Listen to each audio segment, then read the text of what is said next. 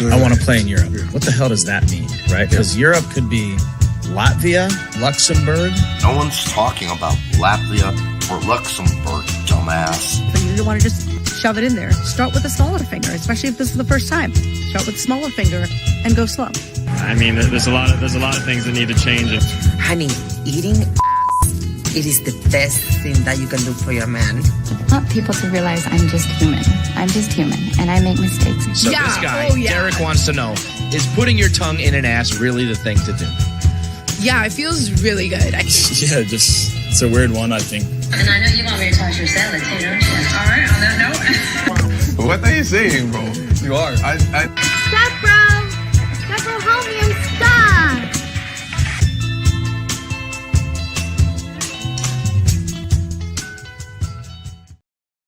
All right, welcome to Straight Red Card. We are back after a weekend of considerable soccer, for sure. A pretty good weekend. You're telling me I spent 6 hours at the fields on Saturday, and then another one on Sunday before Mother's Day. So it's been shit on a field. Well, I was out on the field for so long, coaching on one side of the pitch, that this half of my face got sunburnt, but this half didn't. Yeah, you were standing in one spot too long. Had very much a whole two-face thing going on there. Yeah. I went, my parents cooked them dinner on lobster and steak on Saturday. Sunday, I got up and played some golf with my mom. Happy to say, we only do 9 holes, but 4 pars and a birdie. And, and 3 bogeys. So essentially, I ended up. It's not that great putt-putt, Derek. It's not putt-putt, man. It's a real course. It's Fox Prairie, right up there in your neck of the woods. Yeah. Noblesville. So lobster and steak, it was good. It was pretty good. Steaks were a little undercooked, maybe. I mean, it was a little rare, but that's okay. That's better than overdone. Did you see that Eric Winaldo was on Tax Show? Yeah, I started watching it. I got about 20 minutes into it and then got sidetracked of having to actually feed my kids. So, yeah. I haven't watched it at all, but it's like we already talked to Eric about that. So I was like, he's gonna repeat himself, right? Is he gonna say the same things? Did he? That's a Bo Burnham song. Repeat stuff. Did he repeat himself? You watched 20 minutes. It was they're all just getting into it all at that point. I mean, they asked basic things. Not really, kind of, sort of. All right. I didn't get into the meats and potato of the topic itself because it's a two-parter. So kind of crazy. We had Lawless and Winaldo on our show before TAC had them on their show. For the bridge. It's the bridge that we built between our communities. I did not know the whole time. Miguel says Winaldo brought the heat. Oh, I'm sure. Yeah, I'm sure. More vocal in it. I did not know on our live show on Thursday, where we had all the guests, that Big Al was in fact Al Weinstein. How did I not know that? Yeah. He was like, "Hey, Big Al. Where you from?" I would have been talking to Al for like years. I know. If I would have known it was that Al, I would have known a lot more about Al. But I treated him like a stranger because I'd never seen his face, and his name was Big Al. Treated the dude like I never met him before.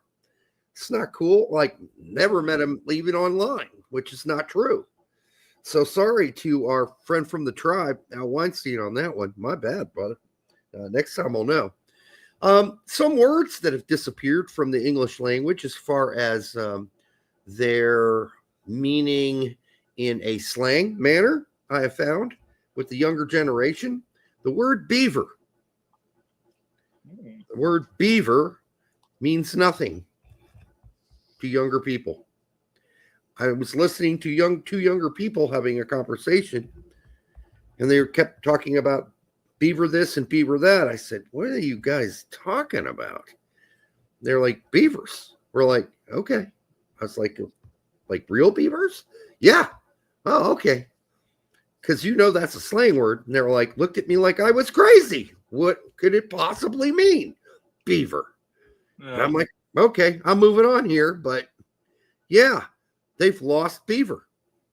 Beaver's no longer a slang word to this younger generation coming up. Is that odd? Or is it me? Yeah. It does mean that area. Doesn't have to necessarily be super hairy, but I guess it could be. Yeah, I mean, in the end, it's consuming wood. So, right, but I thought it's about the teeth mostly, right? Isn't that the symbol of what we're talking about here? The teeth. I know what you're talking about. The teeth of the beaver.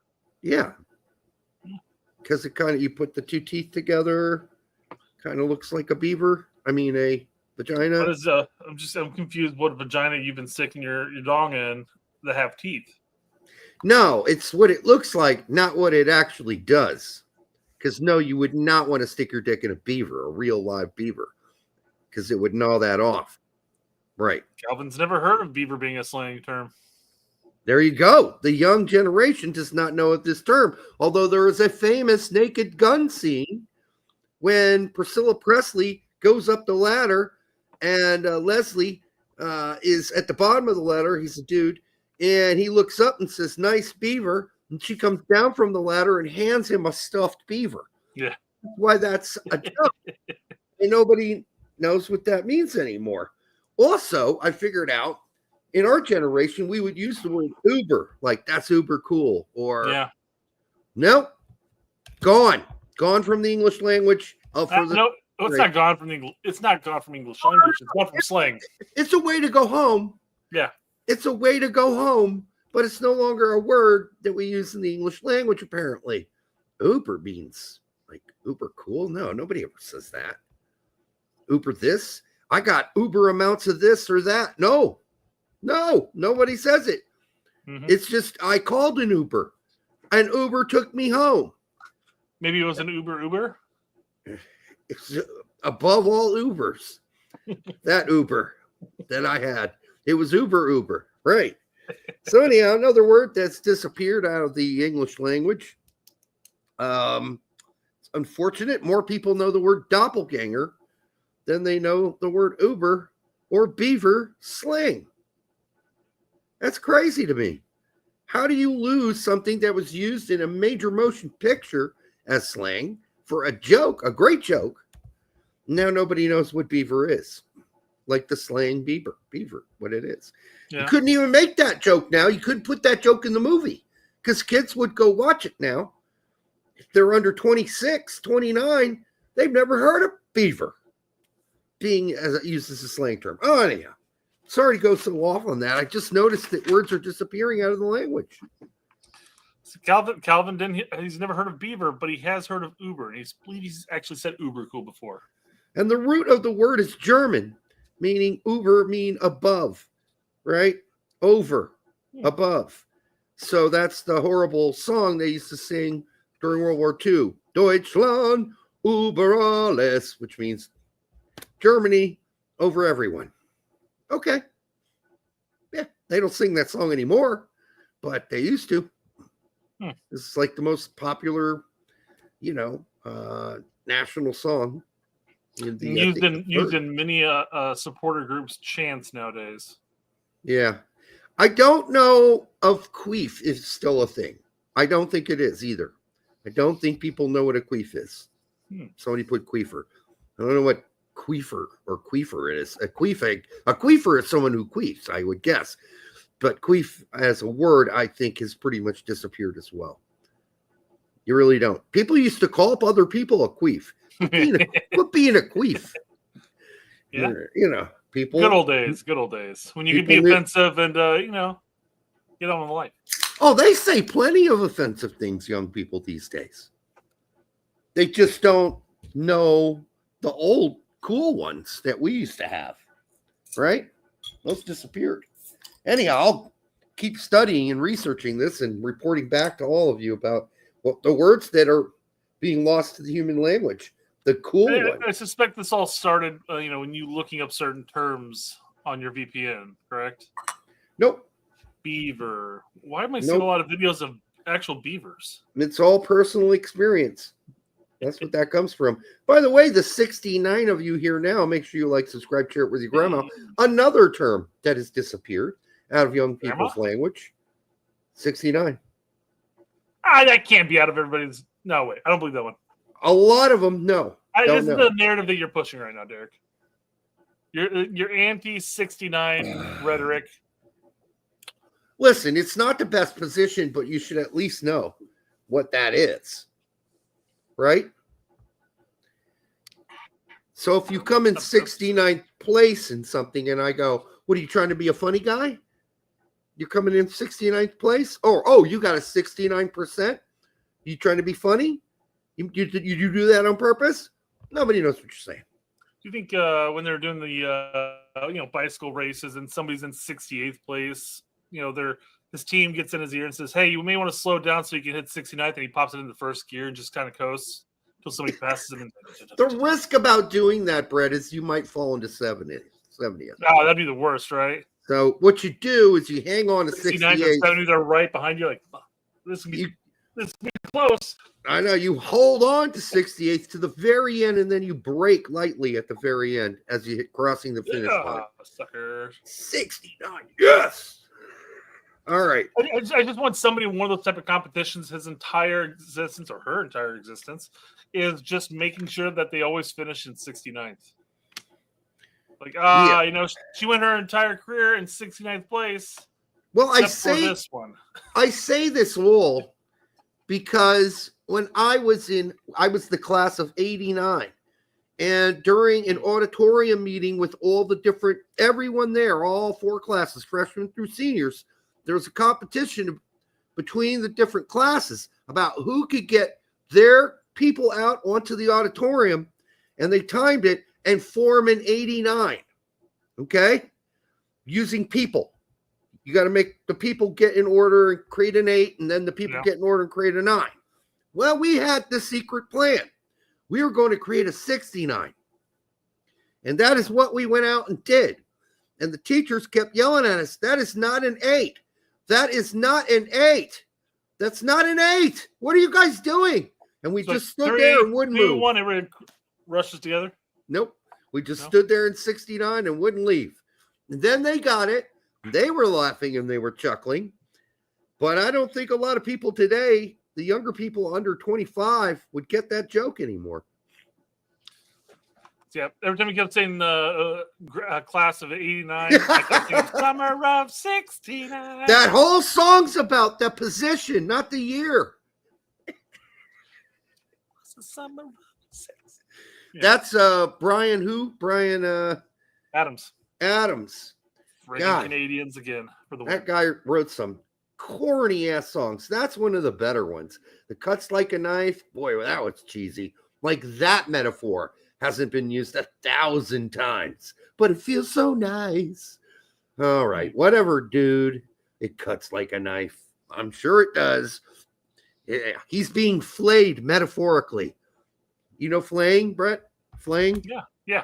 The death, the punishment? Yep. Yeah, it's like death by 1,000 cuts, but worse. They rip your skin off your whole body. They skin you alive. Skin you alive, yeah. That's fucking horrible. I'd rather have death by 1,000 cuts, honestly, than be flayed alive. I wouldn't like either of them, but yes. Both. I mean, if I had to pick one, I'd pick just cut chunks of me so I bleed out. But you just rip my skin off, I'm not going to bleed out. You're just taking my dermis, the upper level of my epidermis off. Yeah. It's horrible. Absolutely dreadful. All right, I'm done bullshitting for the night. Oh. What do we got? We have an update on the 100 male adults versus gorilla. Okay. We have a detailed plan, and it's going to be on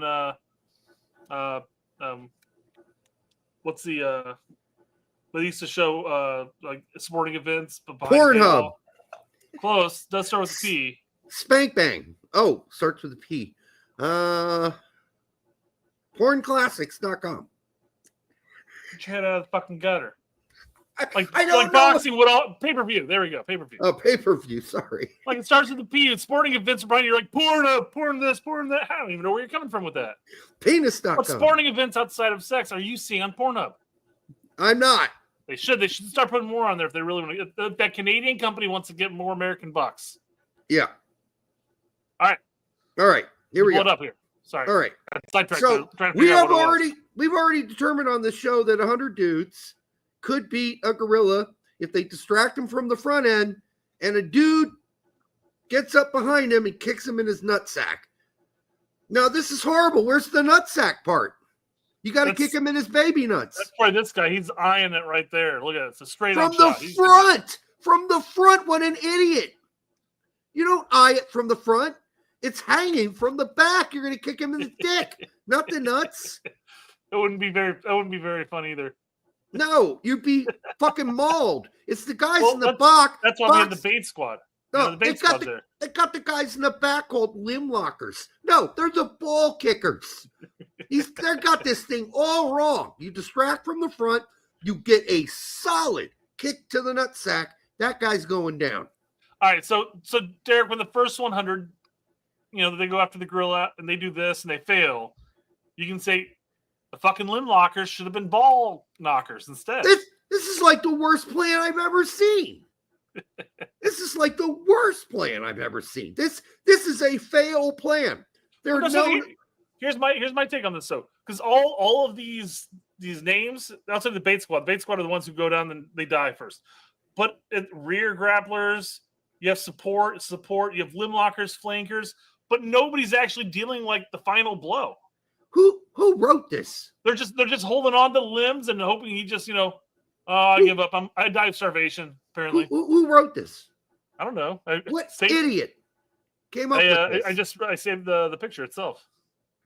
Okay, there's no final. There should be eye gougers back here. Maybe the flankers yes! eye gougers.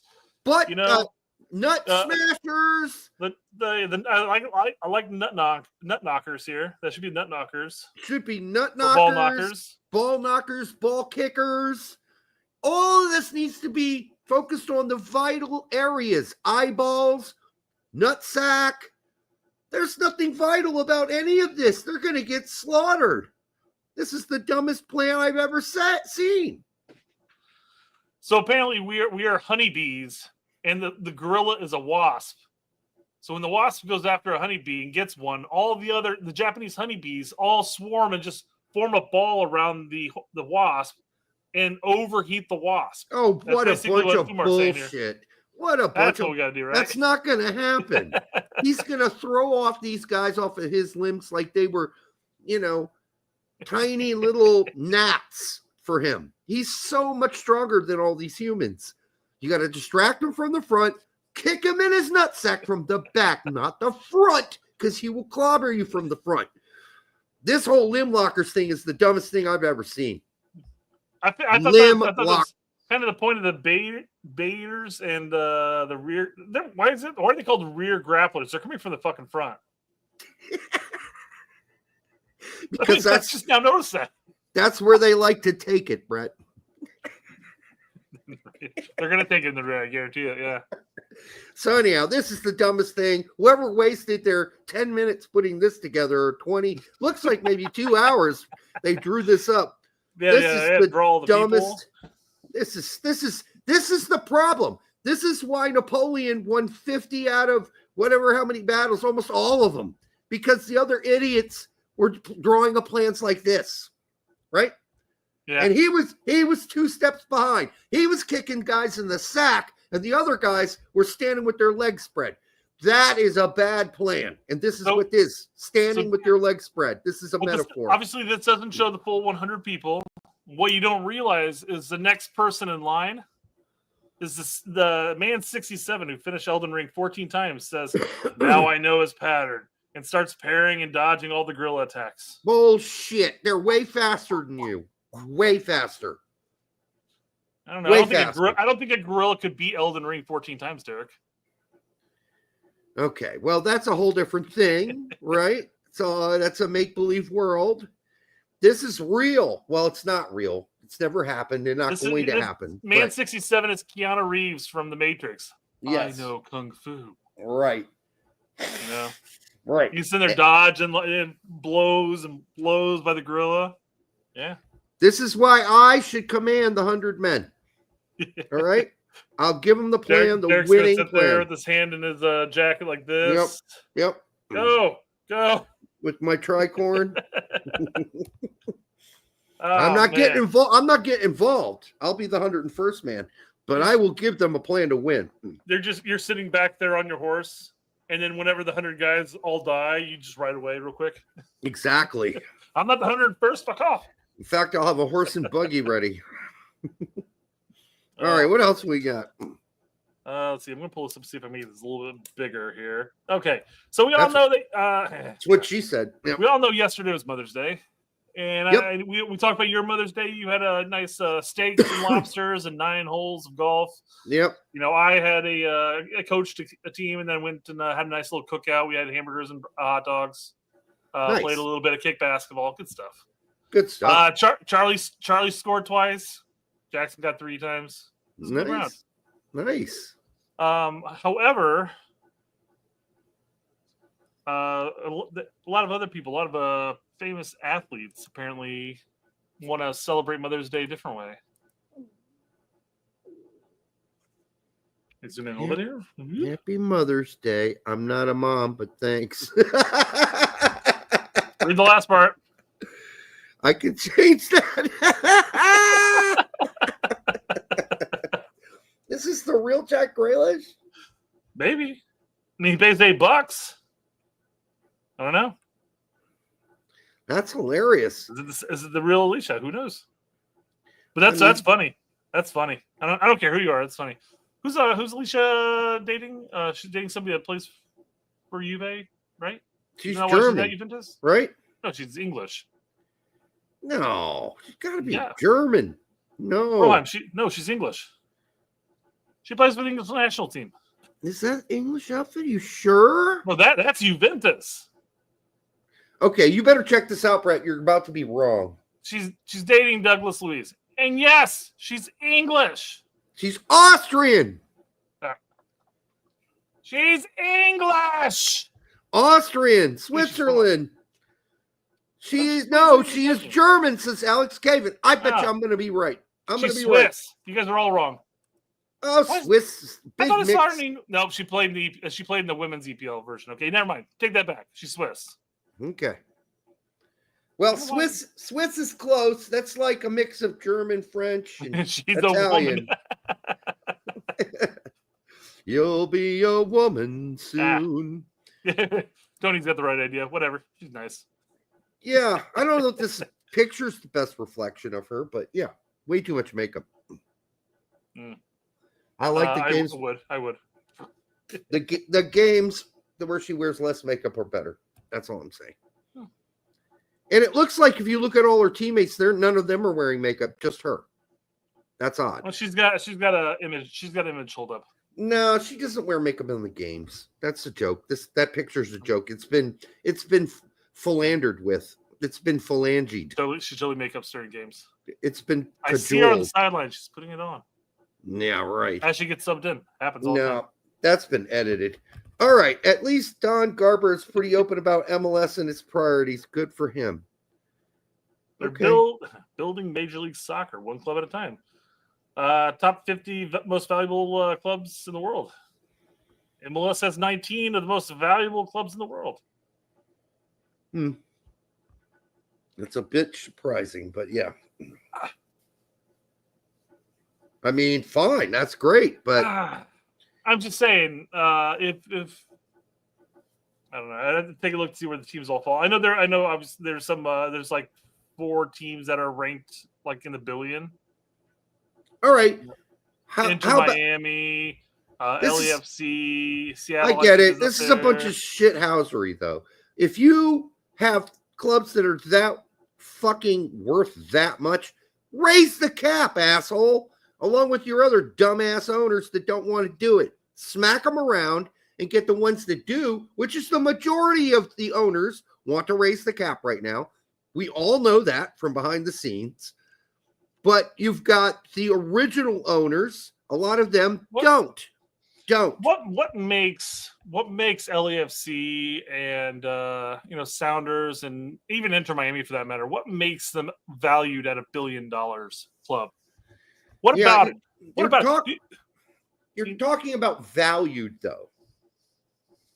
Like my house is valued at this. Am I going to get that for the house? Same thing Kevin was talking about there. It's artificial value, just like the housing market. Yes. Oh, good. Kevin and I are geniuses together. This is awesome. Yes, it is an artificial value. So it's not really what it's absolutely worth right now. It's like the transfer market when they have put up player value. It's a projection. It's an estimation. It's not real money. It's just what it's estimated to be worth. The player is, and in this case, the clubs. And I believe EPL has 14 of the top 50. I know Bundesliga, they do a profit sharing or whatever they do, ownership sharing, which with 49% of the fans, right? 49% goes fans, 51% in the Bundesliga. Yeah, that makes sense. Why the actual value of that team might be artificially down in comparison. But then again, anybody wanting to invest in soccer in general, let's say if you're an advertiser, you're Coca-Cola. Are you going to advertise in MLS or are you going to advertise more in Bundesliga? Probably Bundesliga. I mean, I would imagine I can't say for sure. You get more eyes on your product than Bundesliga, though. Right. And that's the whole point of advertising, right? Yeah. And by the way, for a minute there, I thought you were going to say, I believe that we will win. I believe that we will win. No!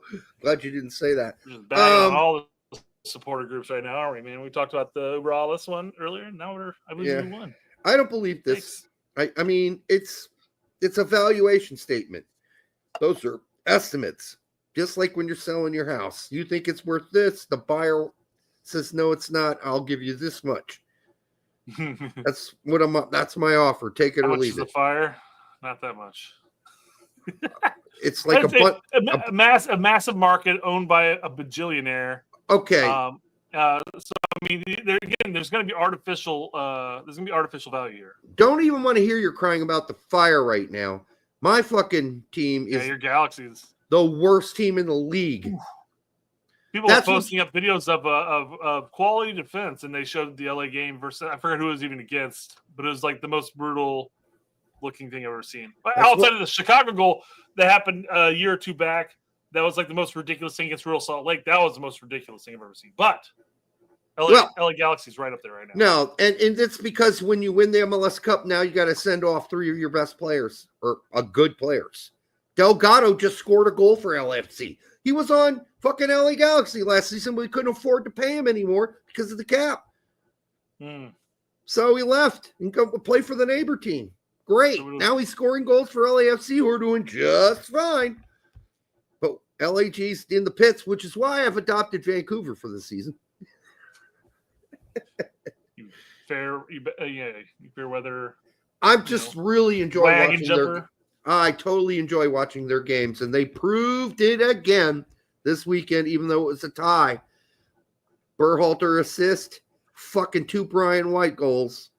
Something's going on there, brother, because how many weeks in a row are we going to have to report that Berhalter and White are on the score sheet? You know what else is something else that's happening in MLS? Miami's on their 4th game in a row of not winning. They just lost to Minnesota 4-1. And Beckham apparently is asking the Minnesota United Twitter handle to be a little more respectful. Oh, because Minnesota said Pink Phony Club. Oh, cry more. He should just laugh. Show a little respect. Be elegant and triumph. I wouldn't even reply to that. It's like, I'm sorry. You were a professional player. People shit talk. You should know this. Quit trying to pretend like you're above it all. Like, I don't know. They need to be elegant? I guess. Yeah. I don't get it. I really don't. They don't need to be elegant. If they don't want to be, they could just be outright punks. This is soccer. You got the punk team. You got the dirty team. You got the team that kicks you in the nuts when you're not looking. You got all kinds of different characters out there in MLS. They don't need to be elegant. That's kind of a the ping pompous request. It's perfectly fine to say, David can sit back in his Miami suite and just sit there and say, hey, you know what? My club's worth $1.6 billion right now. Exactly how is Miami less phony than Minnesota? Yeah, exactly. Miami's in a nice location, so it's going to draw a bunch of people. Where Minnesota's a real club where they play in the ice cold. They're the Vikings of MLS. That's not how this works. Yeah, that's how it's going to be. I like your first answer. I don't know. Well, I mean, it's the phony club aspect of it is that it's Miami FC. I mean, it's not. They're Miami. Let me rephrase that. Sorry, it's not Miami FC. Maybe that's the faux part, right? Are they really international? Did they steal their? I'm sorry, but is Minnesota United? Yes, I know. If your name wasn't United, maybe you could retort, but you named yourself Minnesota United. And so they're Inter Miami. What do you got over them? You play in colder weather. Yeah, congratulations, right? You're no more. They're no you're less desirable destination. So just you can sit there and say, well, they're phony because that's where all the stars want to go, right? They're not phonies. A real club. They're both phonies. Just call it like it is. All right. Anyhow, know who's not phonies? I love your transitions. Chicago aren't phonies. Oh, please. They're nice. Brett. They're nice, Derek. They're nice enough to let the kids of Chicago draw the players. We're gonna watch a little clip here real quick. All right. Because it's funny. I'm gonna skip some of this. I don't have to watch a full minute one. But as you can see, the kids are drawing portraits of head of family. So there's Chris Brady. That's pretty good. Yeah. That's pretty good. That is pretty good. Really good. Got some artists out here. That's a tiny head, man. Dean Bolts. This might be the best one. Oh my god. Dean Bolts. God, look at those ears, man. Oh my god. Oh, it does look like him. I mean, I love the attention to detail, especially. That does look like him. His Why ears does he have like big. a white face but a yellow everything else? I don't know. That I can't answer. All of these are class. Except for mine. I like the old black. There you go. Old black hair and black hair.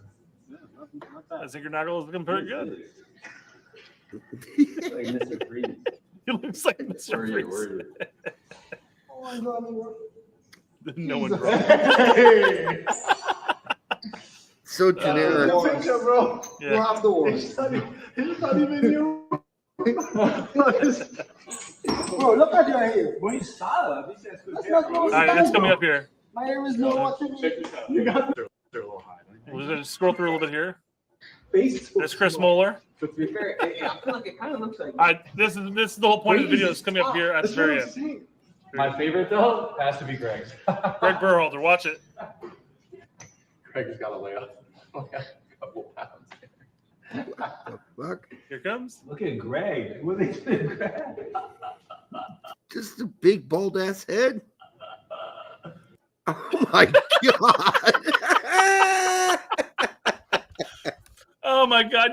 Greg is Skeletor.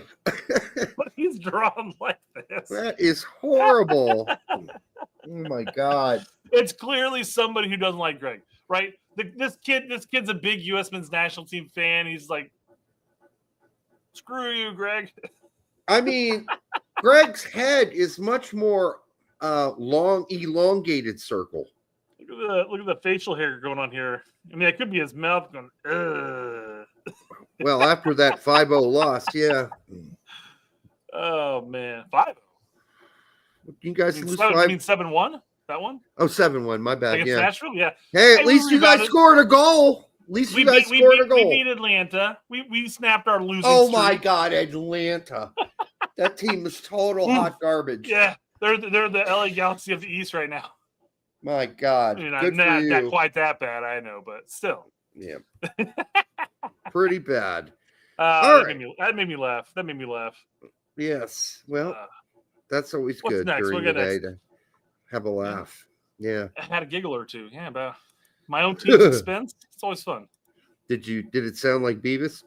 It was more like a Like Butthead. wasn't then. quite a Beavis yet. I Yeah. didn't think it was as funny enough to be Beavis worthy. Yeah. All right, so as U.S. U.S. and Mexico are coming up here in the Gold Cup. They're going to be facing all the CONCACAF teams we faced 5 bajillion times. Yep. Mexico players have come out and suggested an alternative moving forward after the Gold Cup for the Mexican national team. Okay. Javier Aguirre has reportedly requested that the FMF to schedule friendly matches against top clubs in Europe in 2026. Mexico seeks to play against world-class teams like Real Madrid, Barcelona, Inter ahead of the World Cup. That is another way of doing it. I don't know how they're going to do that, but I guess they could figure out a way. Mm-hmm. I don't see it happening. I mean, they might get one. When are you going to play these teams? First off, winter break, or when they're on their tours around early in the summer, before the season starts here in the States. All those teams come to the States during their preseason now, so you could set one up during preseason. Mexico, they haven't started then, so they could do that. Well, no, it won't. It's not this season, not this summer. They can't do it this summer. I know. World Cup's going to be during that time period, but then the next summer is World Cup. So how are you going to fit it in there? I don't know. It's not going to happen. Winter break would be the only time that would happen. But then again, why would the clubs? I mean, the clubs do schedule preseason friendlies, or winter break friendlies. With the summer tour. But then again, all the Mexican players that are in Europe are going to be playing with their club teams rather than the national team. So yeah, that one's like a pipe dream. It seems like a lot of shit would have to happen to make that go down. It seems like it's a nice idea, but it's not going to happen that way. Not with all your best players. Garrett's supposed to be with their clubs. We're getting ready. Yeah. Well, not even just a little bit out of here, I mean, we're less than a year out, or just about a year out. Let me rephrase that. It's not going to happen. I don't think so. They might pull off one. I'll give them one, not 3. Not giving them 3. Yeah. They might be able to do one, and then who's going to show up? Because you got all your European guys are going to be in Europe. So who knows? Exactly. All right. We got TT going crazy in here about Garber messed up the MLS Apple deal. Well, yeah, he did. Of course he did. That was wishful thinking. Big time. Big time wishful thinking on his part. Big time. And some MLS is hard to watch. Not all of it, but some of it. It's like watching League One sometimes. It's a little difficult. Or a bad 2 pairings in the championship. It's like the bottom 2. You're like, oh. Or somewhere near the bottom. But not all the games are that bad to watch. I totally enjoy watching Vancouver right now. And I seek it out on purpose. So there you go. I see. All right. U.S. Soccer Federation posted this video. Oh, fuck this. What is this? One would imagine they've got to be showing you blurry images of the next kit, right? Yeah, I guess it's not even enough blurry to get the erection going. And there's some stars. I see some kind of a navyish, charcoalish color. Obviously red stripe. It's not enough. It's too much black in this. I can't see enough hints. I need more hints than just the stars and the red and the blue. I need more. Give me some idea of what give me tickle my dick more. That's what I'm saying. Tickle it a little more. That's all. Yeah. Well, we'll find out tomorrow what it is. That's when it's coming out. Yeah. Whatever this is, this announcement. William Vivas, our friend, $4.99. When is the roster coming out for June? Also, do you see Sebastian Berhalter? Yeah, I mean, put it out already. Also, you see one question at a time. When's the June roster coming out? Again, we're one of like 4-6 teams that haven't released yet. Yeah, what are we waiting for? Yeah. Number 2, do you see Sebastian Berhalter taking Gio's spot? No, right now I don't. But then again, you never know, and they're not the same player. Exactly. Well, and then not only that, but I mean, I see them. I can see them both on the same roster. Period. They could, because Berhalter's a box-to-box midfielder. Gio is a 10, although he often has to play box-to-box. Also, any transfer from MLS to Europe, the way they're playing right now, I mean, not during the MLS season, but after it's over, you could see maybe Berhalter going, Luna.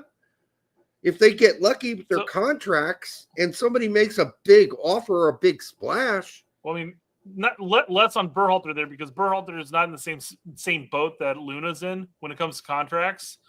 Because Luna is on the U22 initiative right now, and he's there until 2028. Real Salt Lake would have to receive a hefty bid in order for them to even consider releasing. Probably around 10 to 12 million, yes. It's possible, I guess, depending on if he continues his performance, he does well at the Gold Cup. Maybe he can draw interest. 8 to 12 is what they're going to be looking for. Yeah. Sebastian Berhalter, and that's it. Since you brought him up, he could go if he draws interest. I mean, Vancouver may decide to hold on to him, but then again, that could be one of Vancouver's potential big sellers. I mean, I say big, but he's like more 6 to 8, maybe 6 to 10 at best. I don't. I mean, 6 might be pretty high, quite frankly, in my book. And I'm not trying to bash Berhalter here by any means. I mean, he's doing incredibly well right now. But in order for Vancouver to possibly sell him, maybe you're about right. I think 6 is a fair number for what he's doing right now. But you got to keep in mind, it's one season. If I'm a guy overseas scouting for my Bundesliga team, I'm going, all right, his name's German. That's a good start. Number 2, he had a great season, but this is his first great season. His market value is $1 million, by the way. Right. So 6 is high. It's super pretty high. But that's also the artificial value that MLS puts on some of their players. Yes. I don't think $6 million. I think $6 million would be a pipe dream for Vancouver. I think they would contemplate taking 3. I mean, even that would be over. 6 is still a bargain for a lot of teams in Europe. 6 is nothing. That's mattress money, depending on where you want to go. A $6 million signing is mattress money. Yeah, I wonder if they look and say, well, what can my $6 million get me from somewhere else? What was Busio signed for? And he's a lot hotter than Busio ever was for Kansas City. Busio. What was his transfer fee? I'll have to look this up. Give me a few minutes here. Yeah, transfer market. We'll get. But and then also any American prospects. There will be the occasional young player who will go, and will go to Europe that not many people have heard of that are in an academy somewhere. Busio was sold for $6 million. See, that's what I'm talking about. That seems to be the magic number for a lot of these signings, 6. So, and then as Kevin, I was just about to say this, Kevin. Brendan Aronson went to Salzburg for 6. Yeah, there's a lot of 6 out there for whatever reason. TT for $2 stop with duds that should never sniff a squad. What duds are we talking about here? Larry, do we have a new account? I know you got kicked out of Twitter, man. Is this Larry? TT, you tell me the truth. You tell me the truth. Yeah, Kevin. Geniuses think alike. There are duds compared to Busio. I mean, are they? Busio's a really good player. He's proved it at Venezia this season. And by the way, they are out of the drop zone. Now, yeah. They got 2 games and stay above relegation at this point. What Berhalter's been doing this season, Busio never did for Kansas City. Let's just be really honest, in the same box-to-box position or even further advanced. So, and he's playing in Europe. I'm pretty sure Berhalter couldn't. I really felt that Busio was played kind of definitely out of position at Sporting, and I felt like that was sort of just like because Sporting's like, well, we have this kid who's pretty talented. We're going to just play him in a more advanced role. You can't just pigeonhole people like that. He's played all over for Venezia, to give him credit this season. Yeah. He's played a second striker, center midfielder, box to box, center attacking midfielder, holding midfielder. He's played everywhere. So good for him. They played a whole fucking shitload of defense against Fiorentina today and won the game 2-1. And they are now out of the drop zone. So he may be not going anywhere. He will stay at Venezia if they stay up. Period. King Kalo for 199. Thanks, brother. Derek, any source of new kit? Because I'm hard excited. We just watched that promo, most likely for the new kit. I mean, I didn't get that hard because the only thing I saw, like the old denim kits, was the stars and stripes thing. The stars, and the red, and the. Could it be a non-denim look-alike? Well, there's definitely a lot of talk as far as the potential of having kind of a denim throwback, not necessarily the denim, if you will. Won't be denim. A kit that kind of pays homage to the denim, because that was '94 during the American World Cup, and now we have the World Cup again. I wouldn't be surprised if US goes that route. Yep. Just by the way, yeah, Lecce and Empoli, Calvin, you're correct, are horrible teams. So the thing about Venezia, also they have not only 1 point above now out of the relegation, but they got a better plus or minus than all three teams below them. So this is good. This is good for them. They got a better score ratio. It's not great. I think it's still like in the minus 20s, but it's not like minus 32 and minus 33. Starfish is predicting a roster drop with a kit drop. So that would lead us to think that all that's coming out tomorrow. I doubt it. Why isn't that U.S. Soccer always releases shit at the worst possible time for our show? They're not going to do that. They're going to spread that out. I would personally. I would throw the 60-man prelim out, and then I would throw the kit out later. Are they doing 60 again? I think they're kind of required to. Did the other teams do 60? I don't know. I don't think so. All right. Or you just don't want to go look it up and think so? I don't think they do for the Gold Cup. They do for Nations League. Well, I guess last Gold Cup, it occurred like within a month of the Nations League, so maybe that was the issue. It was just 26 dudes for Gold Cup, so we'll see what happens. All right, don't know the answer to that, and I guess we'll figure it out. We got another one here. Miguel Ortiz for $199. Thank you, brother. Should White get a transfer to Man U? No, he should not. At his age, he'll probably just stay in MLS and try to become the next Chris Wondolowski. Score a whole lot of goals. He's gonna make far more money by re-signing with Vancouver than he will going to Europe at this point. He is 28, 29, I think. I mean, listen, if a championship team signed White, I think they'd be surprised. I think they'd get some good stuff out of him. Sure. But he ain't going anywhere big. And if he's going to the championship, it's going to be in the bottom half table, not the top half. All right. So, but have we had other guys like DK go there who could score goals in MLS, go there and be successful when healthy? Yes. Haji Wright had success in the championship? Yes. I think Wright could have success there too. Sure. He's a great poacher. Phenomenally knows how to be in the right place at the right time all the fucking time at this season, at least, and the prior two seasons. Sure. The highest scoring American in MLS now for 3 years running. So there you go. I mean, if White wants to go to Europe and get that on his resume, it's that way, afterwards, if he does go into coaching or whatever, and he wants to pitch like, look, I went to Europe and I played here. That's one thing, but he's going to make more money by sticking it out in MLS at this point. Mm-hmm.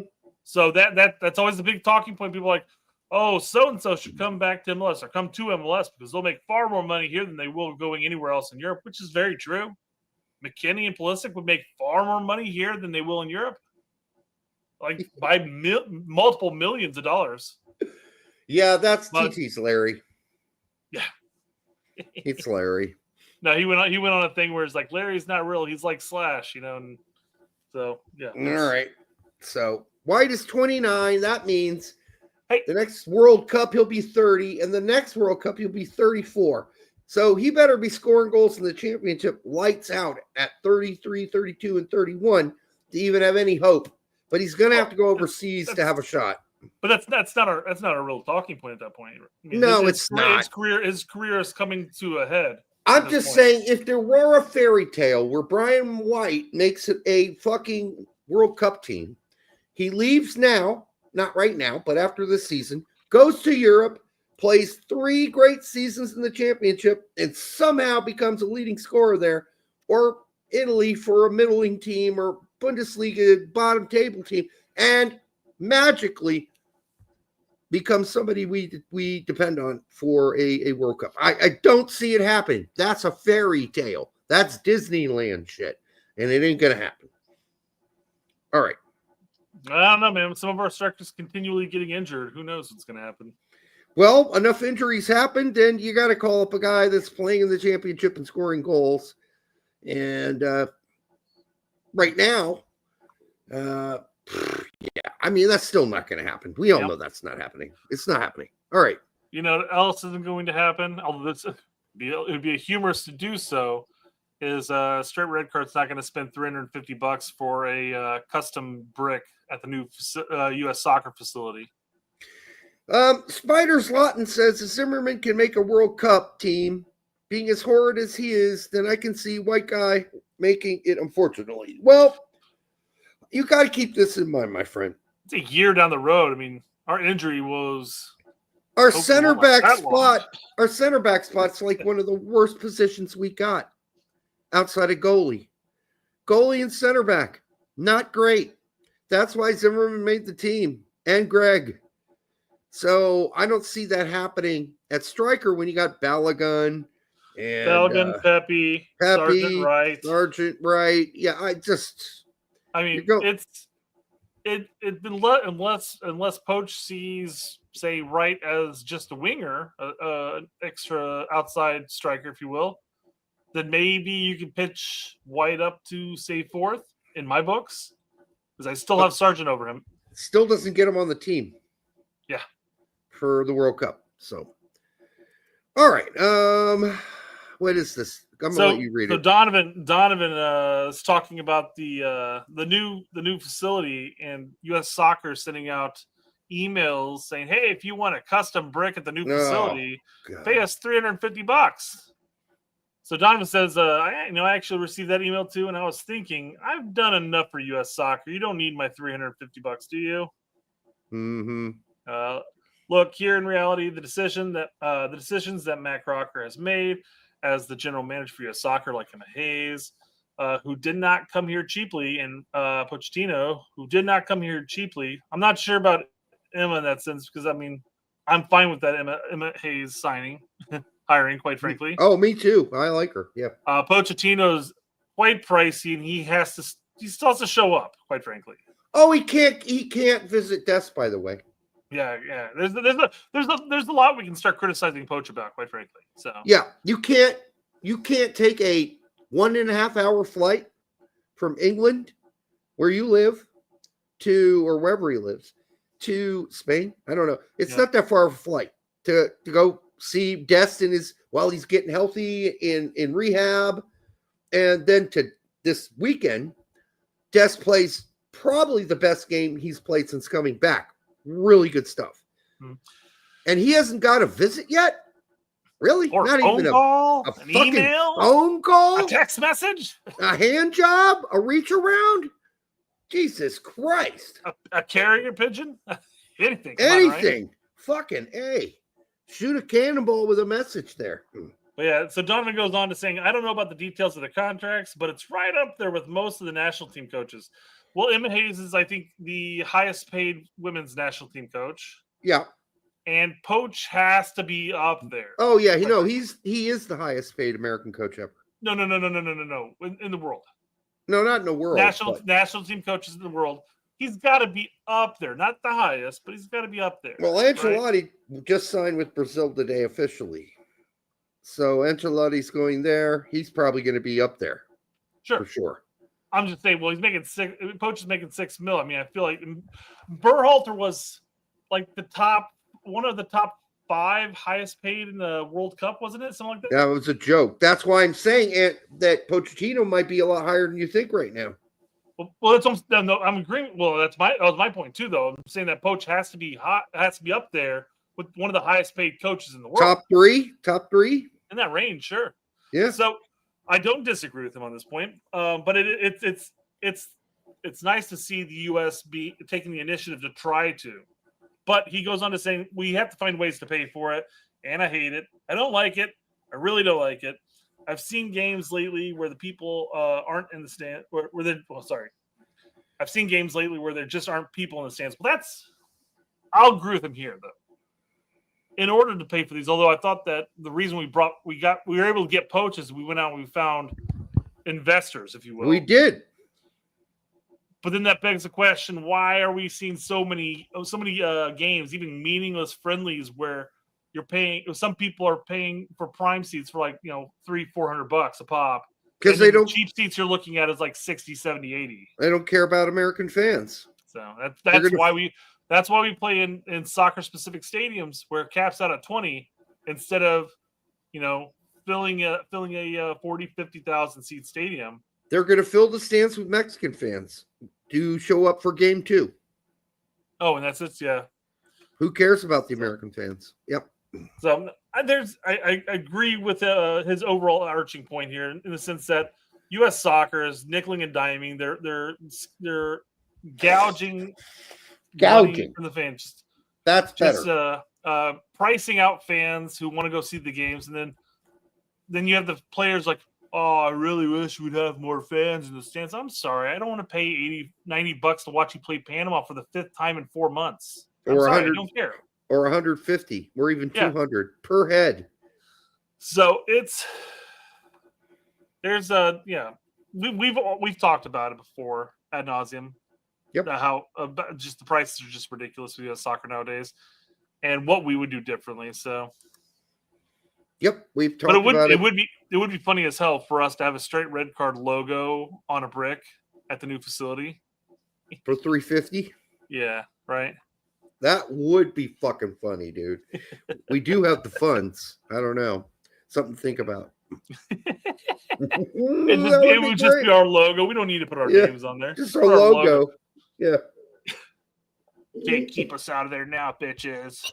We're in, baby. Yeah. Can't shut us down any longer. So here are the FIFA rankings for the Gold Cup teams. Yeah, nothing really to talk about here, but we should thank U.S. Soccer for inviting us to Austin.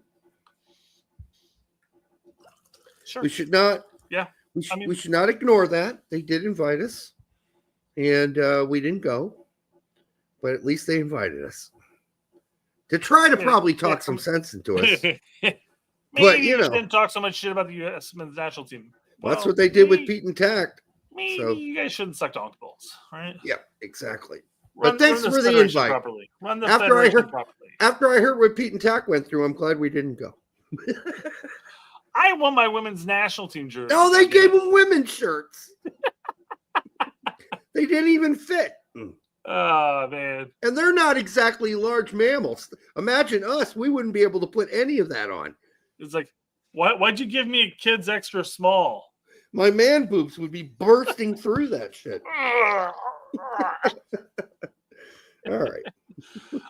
Yeah, so, just showing the quality and depth of opposition that we'll play in the group stage before we get to the knockout stage, where then we'll be looking at basically that right there for the most part. Oh, God. Yeah.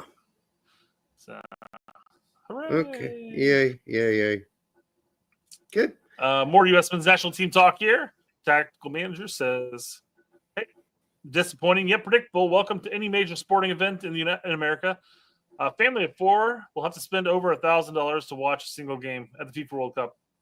Although $250 a ticket for the World Cup doesn't seem crazy to me, quite frankly. It's not. It's just that I'm not going to do it now. I do want to emphasize one point here. Go ahead. You were going to do it, though. I think you're going, right? I'm still mulling. I may do it, yeah. I'm not. Chad wants to go, and I'm like, I'll make it work. I'll do it. Why not? I'll make content out of it. We'll make 1/10 of it back. Okay. 1/10, yeah. But it'll be going to the straight red card account. Exactly right. Yeah. Yep. So that means I'll make 1/20th of it. Yeah. So I do want to emphasize one thing. Yeah, I understand the major sporting events in America. That's the price you're looking at. True. But you got to remember that when it comes to sporting events in general, it's not the venues that set the price, it's the event itself. So FIFA are the ones who are setting these prices. Yes. Now FIFA's looking at it going like, well, geez, here are all the price tags for major sporting events in America. We can be up there too. Yep. So they're the ones that are doing it. They're going with the picture. But I agree that any major sporting event's going to be that.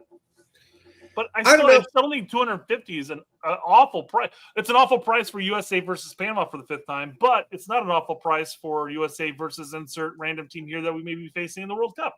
I still think I could get Indy 500 tickets, which is the biggest racing sporting event in the world, at like $100. Probably can get it cheaper than that, man. They have so many open 80. available.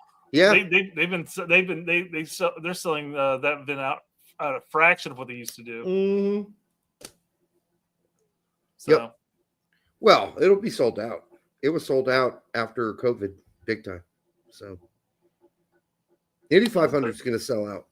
Thought they were only like a couple 100,000. That's during or like right at the beginning, and after COVID was over, they packed it. Okay, well, I'll take your word for it more than mine because I don't follow anything racing, so I just remember the numbers being down, so maybe that was just because of COVID, etc. Who knows? Yep. All right, fair enough. Been back up. I'd much rather go to a World Cup match than the Indy 500, in my opinion. They're both amazing. They really are. But yeah, Formula One is also here. The tickets for that are out. They're crazy. For Miami, they were crazy. They're going to be in Austin, Formula One. They're going to be in one other place. What am I? I'll let you answer Matthew here because I have no idea. As an overall series, Formula One is a better series. It's the best series in the world. The best cars. As far as spectacle, Indy 500 is the biggest racing spectacle in the world. You know, I'd like to say, oh, well, some of the crown jewels of Formula One, like Monaco, but Monaco is a horrible track. It is the same track they used back in the 1920s and 30s. It's not big enough for the cars to go too wide, hardly anywhere. What kind of fucking track is that? And Monaco used to be a spectacle. Now it's a fucking joke. So they need to fix some shit in Formula One as far as the tracks go. But as a series, if I have to pick a race I really enjoy watching, it's Austin, right here in the United States for Formula One. Although Miami was not bad this year. It was really good. So, yeah. You know, Formula One, better series. Like the only race that counts that anybody cares about in IndyCar is the Indy 500. Nobody watches the other, 15 races, 16 races. No Talladega Nights or anything yet? No Talladega or anything? That's Daytona? That's not IndyCar. Not That's NASCAR. That's NASCAR. You're right. My bad. Yep. IndyCar is open wheel racing. Nope, you're right. I know. Yep. I messed up. Mm-hmm. That'd be Brickyard for NASCAR. There we go.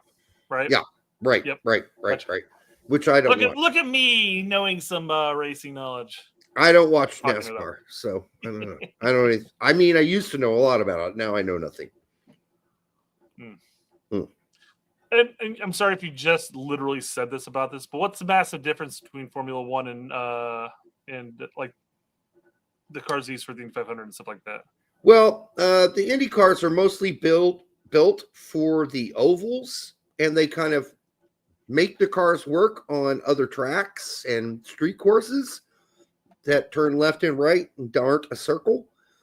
If you had Indy cars versus Formula One cars on the Indy 500, the Indy cars would win. They're faster in an oval. But if you I'll give you an example. They both raced at Austin a few years ago, and the Formula One cars finished 3 seconds faster, generally, than the Indy cars. Indy cars, not as fast. And by the way, the Indy cars put on more weight because they added an electric system and it's made the cars heavier. Got a lot of the racers complaining about that shit. But Formula One is they're lighter cars, and they're more maneuverable, and the best drivers in the world race in Formula One, whereas sort of secondary drivers race in Indy. So there you go. The best in the world, most of the best in the world, race in Formula One. It's just a better series. Every race is the best guys in the world with the best cars. Also, IndyCar is a spec series.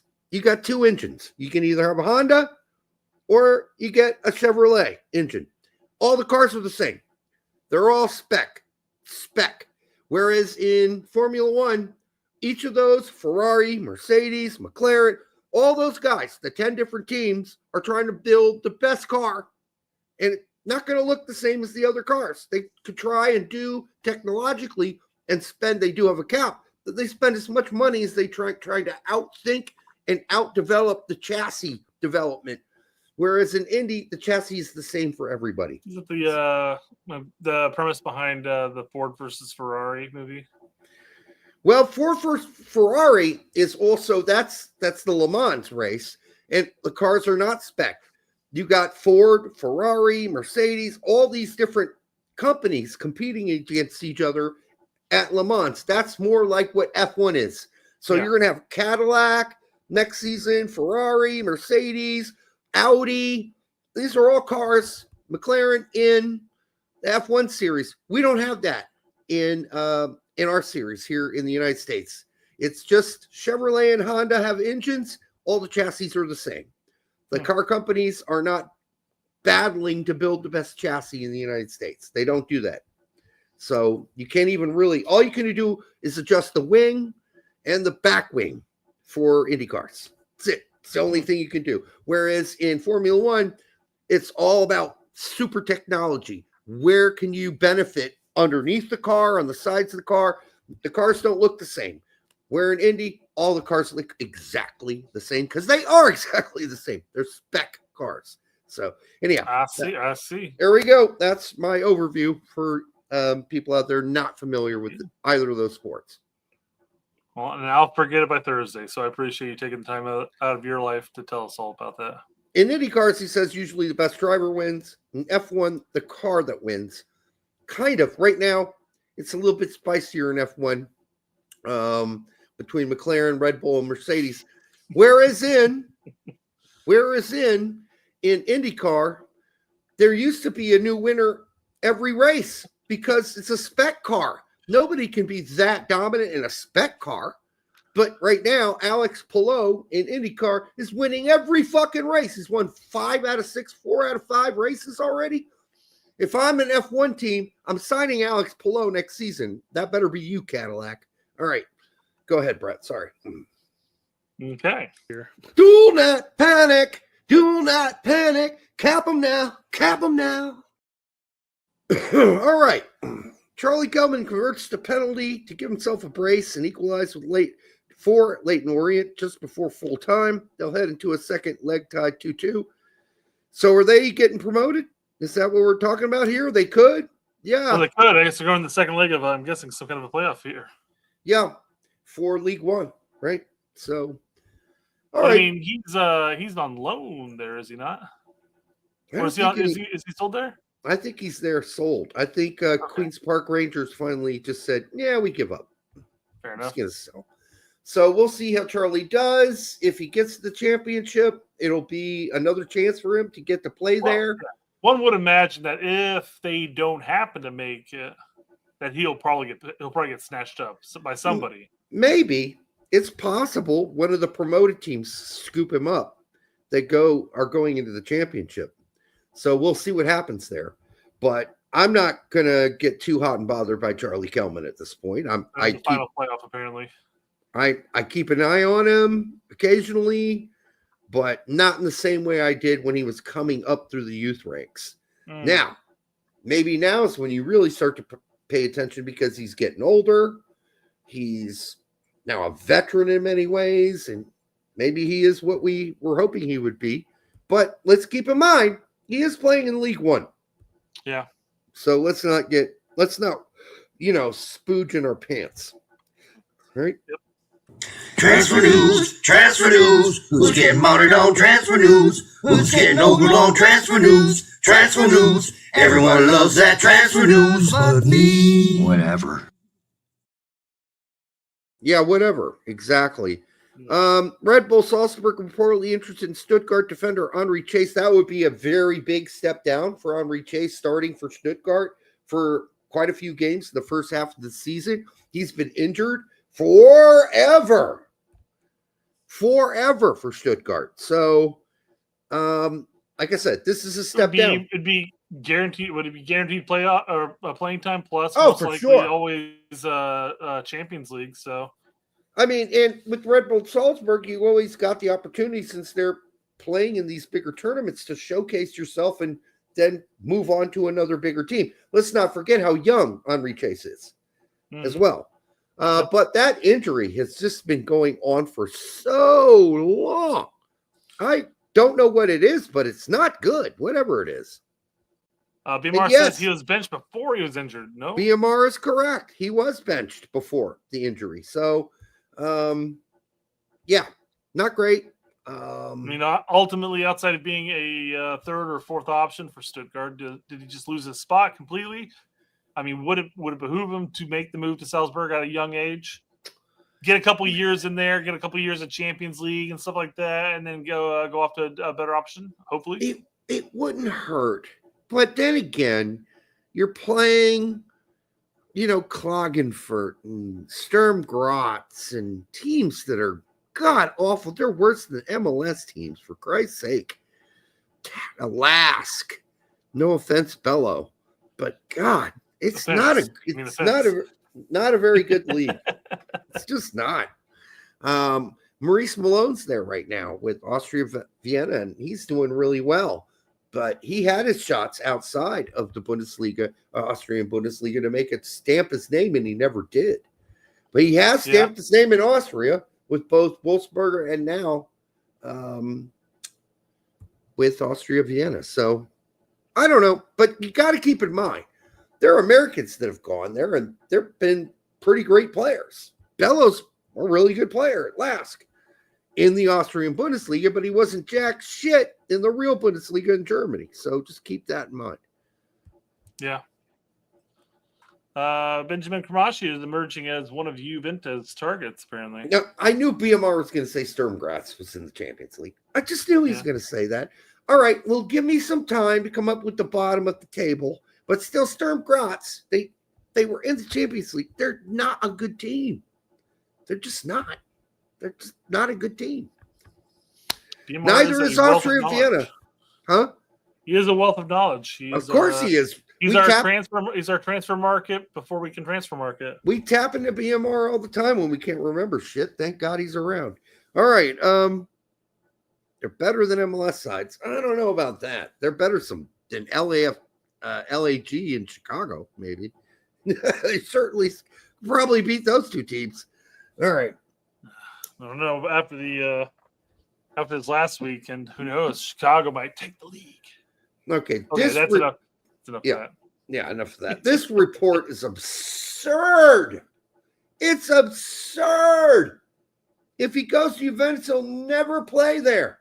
Ben Kramashi. I mean, recall the goal he scored recently, but I mean, has he done much for Miami in the sense that Juve should really be knocking? No, he's not going to Juventus. Seems like they're just wanting to keep that American pipeline. This would scream to me. I mean, and I don't want to be bagging down on Kramashi by any means, but this would be a silly move for him because he would be loaned out to a Serie B team most likely, and he'd be playing for Bari. Yeah. That's who he'd be playing for next season, or somebody in Hellas Verona. He wasn't going to play for Juventus. And by the way, Colin says it's ski, not she. So it's Benjamin Kramashi, apparently. But I hear MLS guys constantly during the games calling him Kramashi. Assuming you're talking about Benjamin, no, he's actually 20. Yeah, he's old. It's like I wish I was 20. I mean, I take 20, but it's not like he's 18 or 19. He's 20. And he's not a star player on that fucking Inter Miami team. He's just a role player. He's not Diego Luna. He's not scoring goals on the constant. I mean, there are other guys there that can score the goals, and they do. Named Messi. But I get it, but I don't see how he fits anything at all that Juventus needs, and I call bullshit on this report. Absolute file this under bullshit. File this under bullshit. Not happening. And if it does, he's getting loaned straight out to some fucking Serie B team. So how similar is Argentina or whatever the language of Argentina? In Italian, In Italy. nothing. Because that's what I'm wondering though. They speak Spanish. I say Kramashi, but that's my ignorance of just pronouncing what it looks like. I assumed that's what he wanted to be pronounced because that's what they call him on MLS all the time on the MLS Apple. They say Kramashi constantly. I don't know. I hear Pulisic, and then all of a sudden he's in Europe, and it's Pulisic.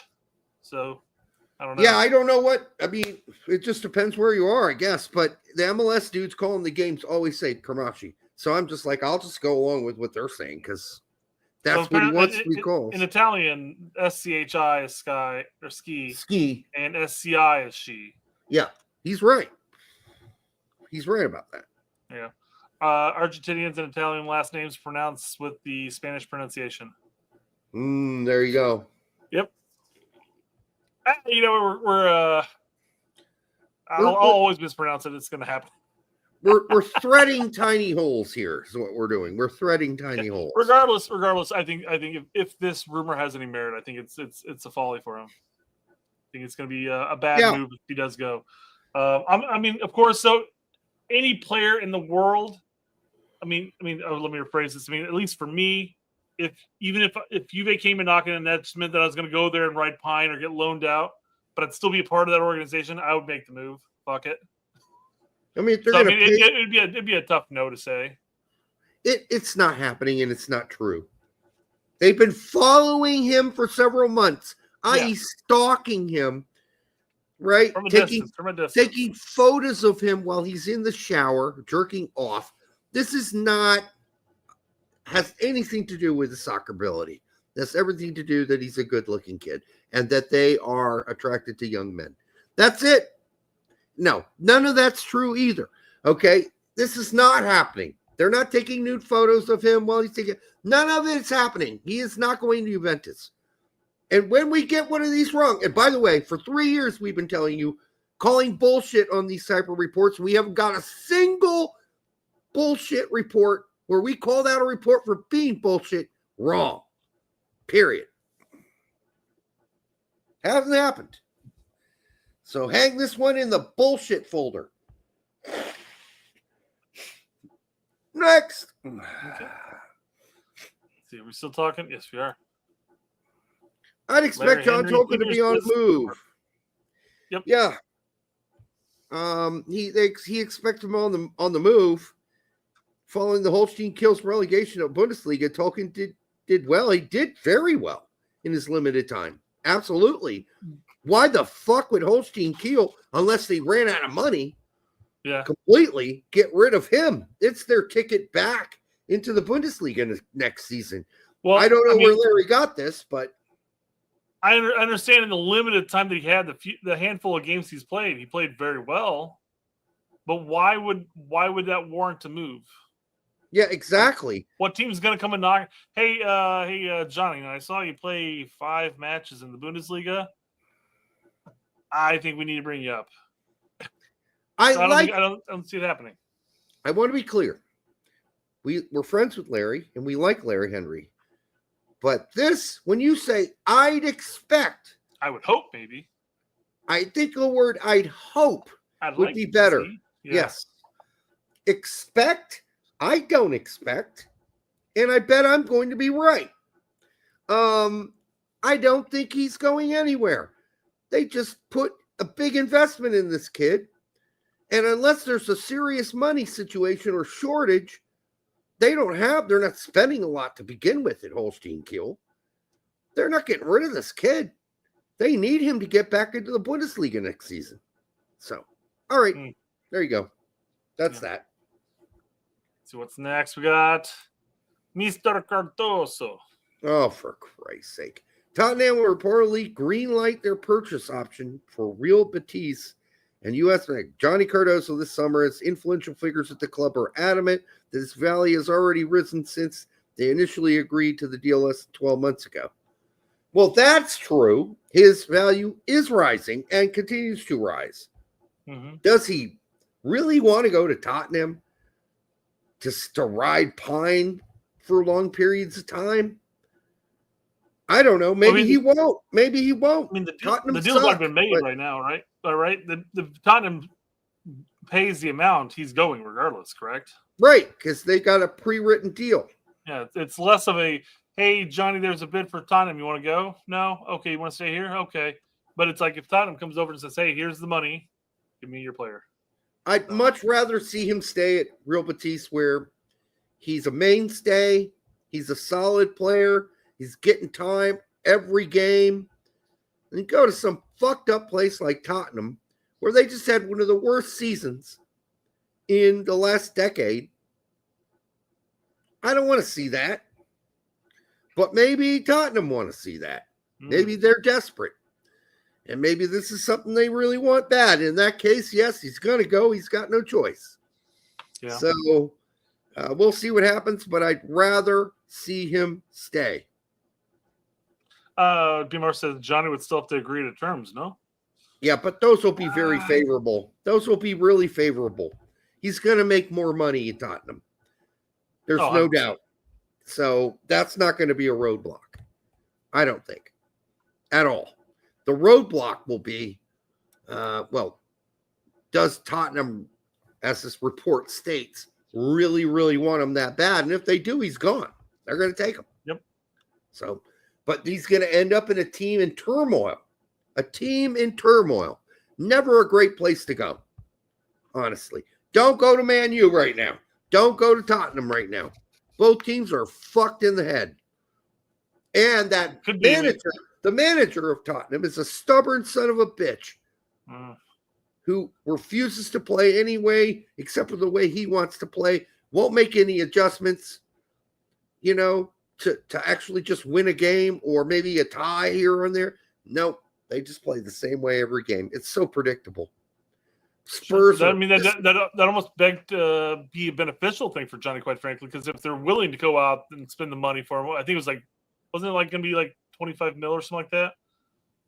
Some amount along those lines. If they're going out and they're going to spend the money on that, and clearly I would hope that the manager actually sees an opportunity that he fits his style. This is a guy that I could see working into the lineup at some point. Maybe not immediately, maybe not necessarily an August game, start off, but work your way into it type of thing. I don't know. Get a new manager. It's always a possibility too.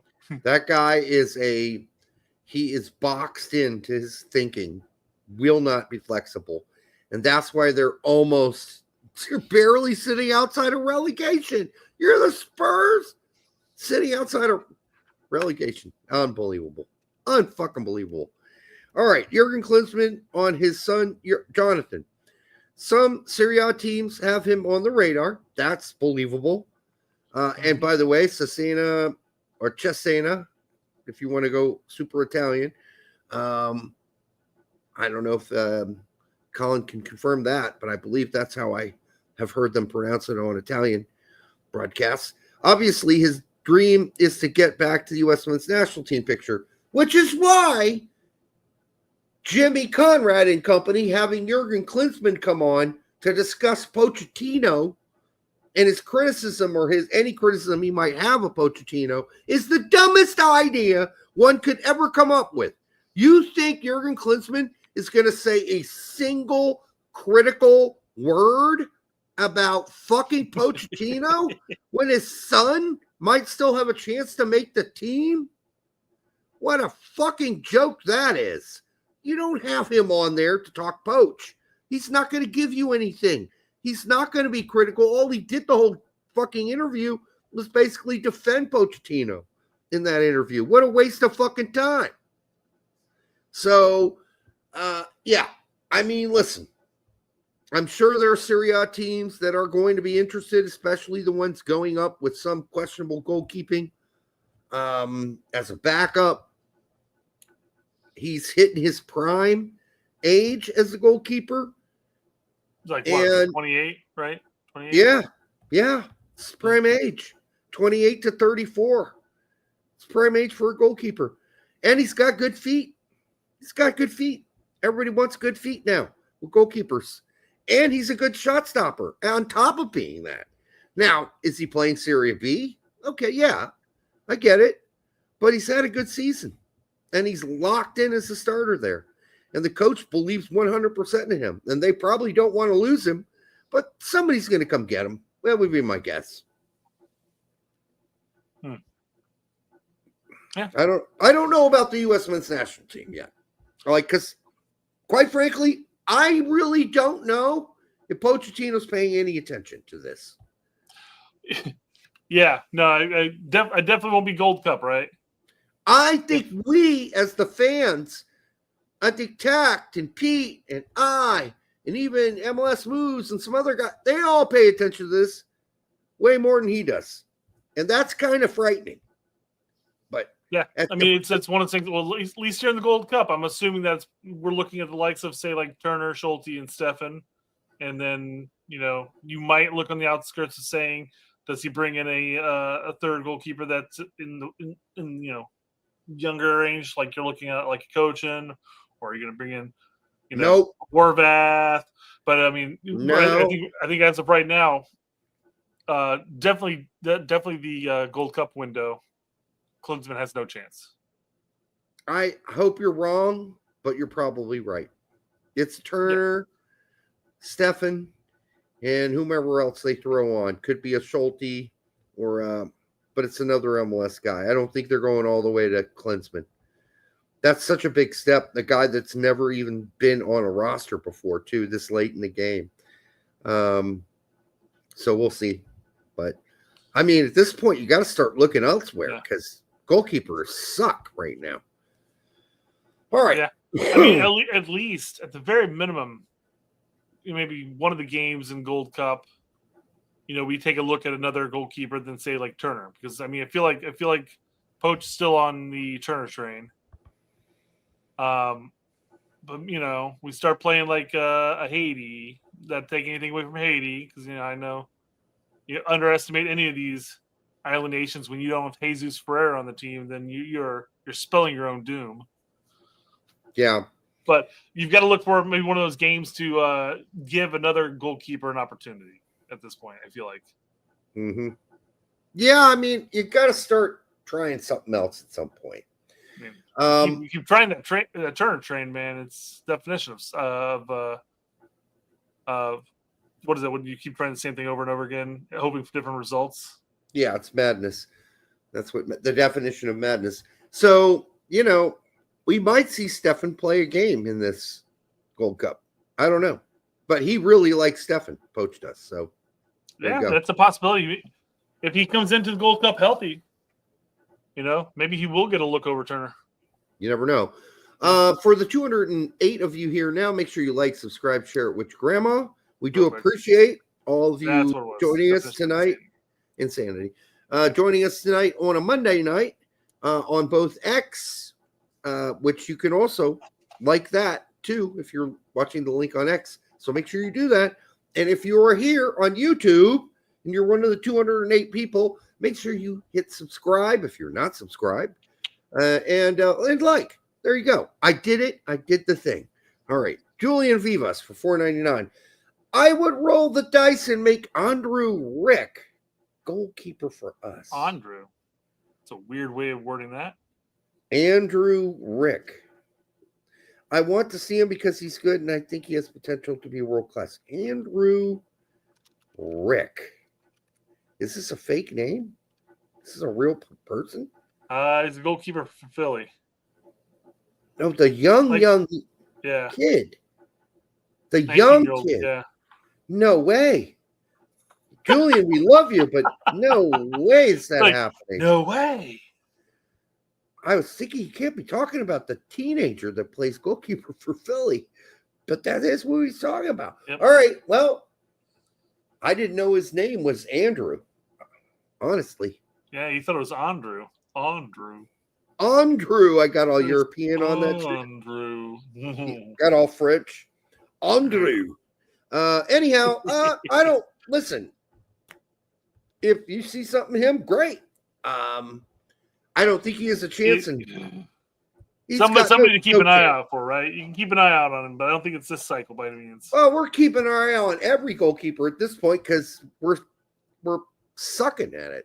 So whoever comes out of this malaise, I'll take.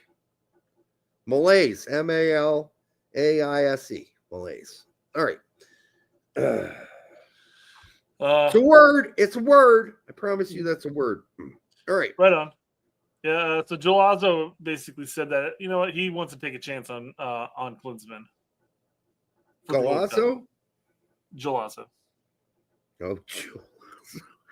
Yeah. It sounds like something you'd call the sperm you're gargling in your mouth. I don't know. Sounds like some other kind of Italian dessert of some form. You have gelato and you have Gilazzo. He filled my mouth with Gilazzo. Gizlazo. I don't know. You know, I wouldn't be opposed to giving Klinsmann a chance, but I don't see it happening. I don't either, guys. It's not going to happen. I mean, I'd be for it. But then again, we say this, we don't know Poach like we knew Berhalter. Like, I just don't know what this guy's going to do. He's not doing the stuff we think he should do. So now I don't know about this guy anymore.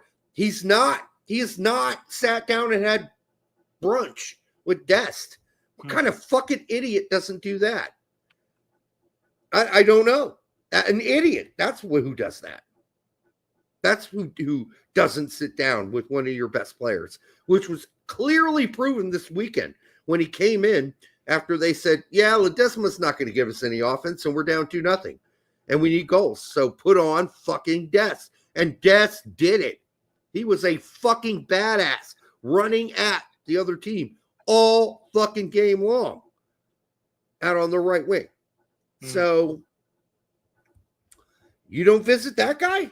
I bet you he hasn't called Pepe since his injury. I bet you he's not even thought about visiting Pepe since his injury. I don't know what the point. I don't know what's going on because at least Berhalter and Ernie Stewart, they fucking went and saw Keith Pierre play and had lunch with him or dinner afterwards. Keith Pierre. Okay? Keith Pierre. Okay? That's not that was still while he was playing with the big boys. I mean, it wasn't for fuck's sake, Brett. He'd been injured already off and on so much. It was that's not even worth a visit. But they went and visited Keith fucking Pierre, who wouldn't even give him his cell phone number. They asked for his cell phone number. He said, nah, I'll take a fucking rain check on that. I'm still holding out, guys. Come on, Poach. Do your fucking job, dude. Go visit Dominic Downs. Have a good German breakfast with him. Yeah, while you're there, see his brother Damien, too. No, yeah. And Nathaniel Brown.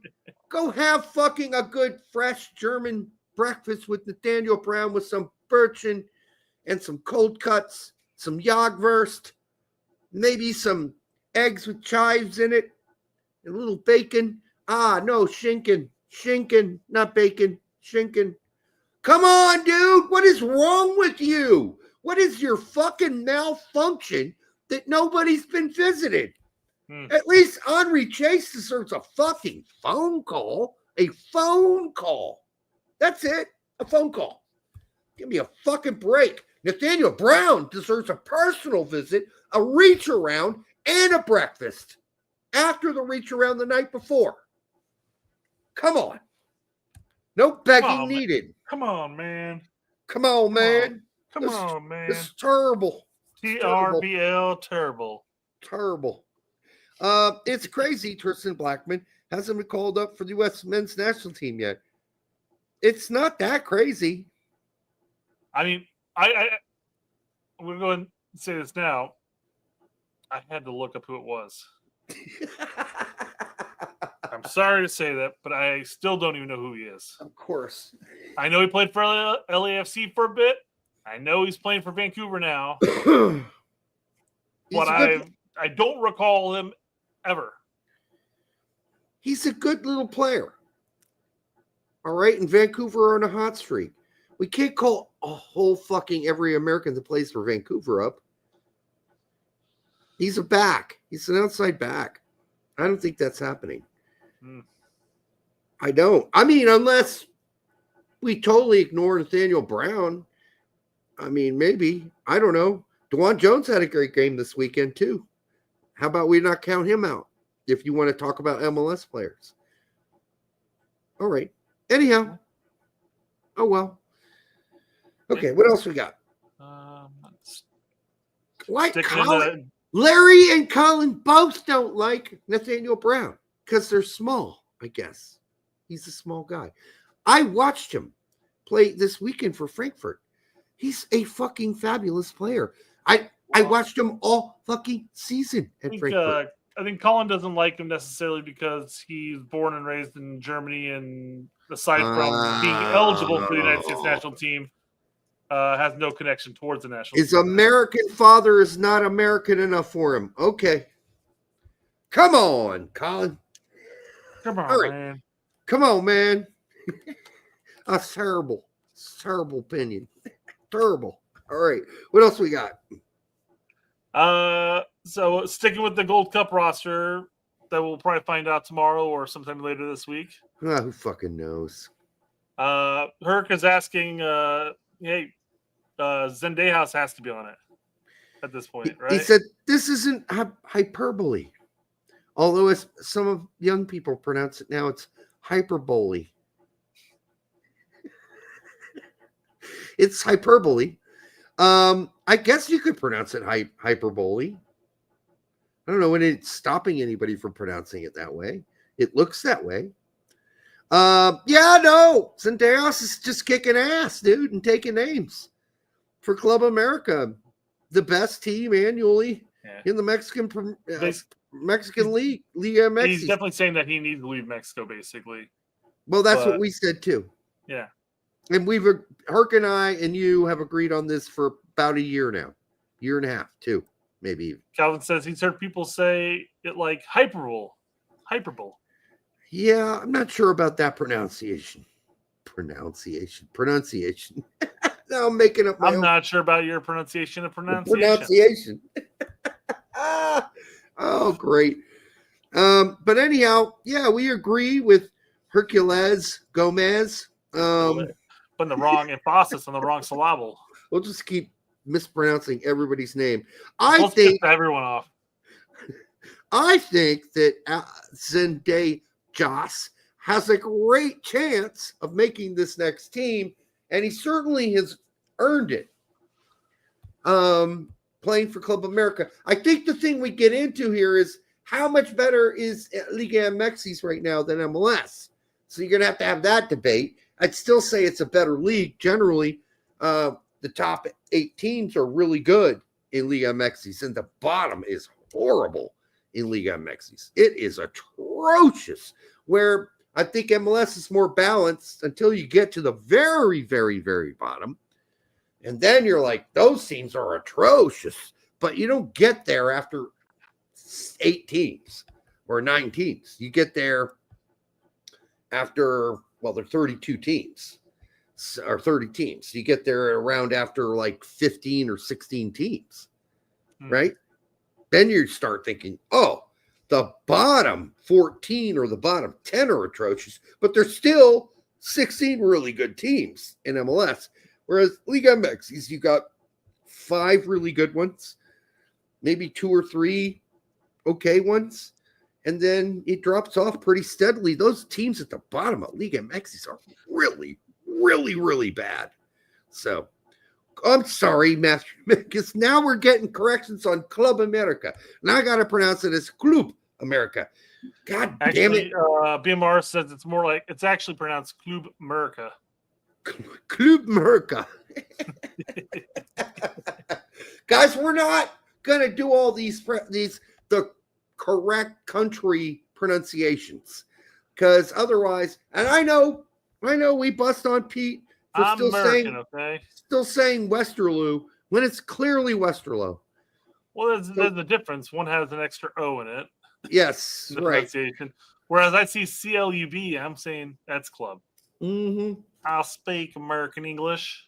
And yes, I do the ones I know the best, the correct way. Cologne is Kern. I get it. It's Bayern. I don't get that. That's the weirdest one. It's Bayern München, not Bayern Munich. Okay, but we're doing our best here. We really are. We're trying. We're going to blow a few of them, but it is the way it is. You're going to blow a few? I blow a few every day, baby. I like to provide pleasure. All right, to others. He couldn't play Saturday. Oh yeah, he's got an ankle injury. I noticed he wasn't on the roster. Okay. Not too serious. But then again, we thought that the shoulder injury itself wasn't going to be serious either. Say Hooter's first full name, Derek. What is it? I don't know. Adi? Adi. It's Adi Hooter. No? Adi Hooter. Does he pronounce it a different way from that?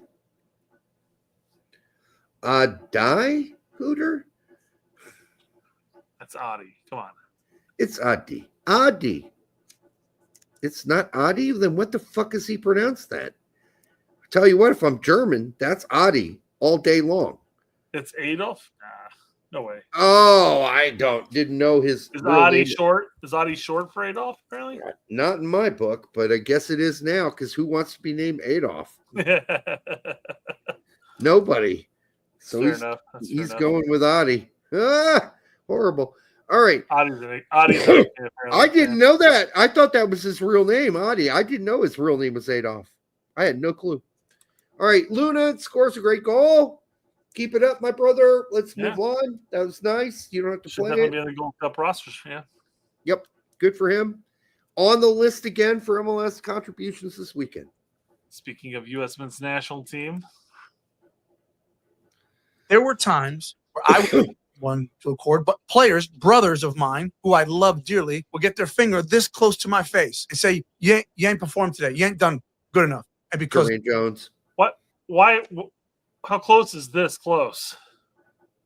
Jermaine Jones who did that. He should have pointed at himself when he did that, because I don't know how close he is to somebody else's face. I've heard this story. Or did this like that, you know? Got this close. It's Jermaine Jones. Well, he mentions his name, yes. But that's who did that to him. I stood up, I bowed up, we got to grips with each other, right? But you know what happened? I went back out on the pitch, and I thought, that shivered me to my core. I hated that feeling of being called out and letting somebody down. That will never, ever happen again. But I needed that reminder. And players that I was around were big enough, bold enough, and strong enough to say that to me. And there's been times you've looked across the dressing room at me and said things. And I thought that hurt, because I was while picking your nose. While picking your nose. Howard, you got to do better on the back there of the box. Live on air, picking your nose. He's digging in there. You see that? All right. But leaders can't be liked. If you want to be a leader and be liked, you're in the wrong profession, right? Because I had players, yourself, more nasty was Clint and Jermaine Jones and Michael Bradley. These are all people that I call friends and brothers. But you know what? Michael Bradley and Jermaine Jones were the nasty ones. Let's be real honest. Clint was mostly quiet. He could get in an uproar. He'd give you a look. And then Landon would kind of like give you a look and be like, come on, man. He wouldn't be like up in your grill. Jermaine Jones was the main guy getting up in people's faces. I like how Howard, he goes on to talking here in a second, where he's like, yeah, I really do believe that Michael Bradley would give up on somebody's friendship if it meant that he'd win a match. No, he would. He'd give his left testicle too. He's like, fuck you, we're going to win. Yeah. I mean, Michael Bradley and Jermaine Jones were the most two intense in that locker room as far as halftime guys. Like, hey, fuck this shit. You are stinking this place up, or you aren't contributing, or you're doing a fucking shitty job. Those were the two guys that were vocal like that. Dempsey was more of a guy who give you a bad look if you were on the field, mostly, if you fuck something up. Probably rap at you a little. Right. And Donovan's more like, hey, come on, man.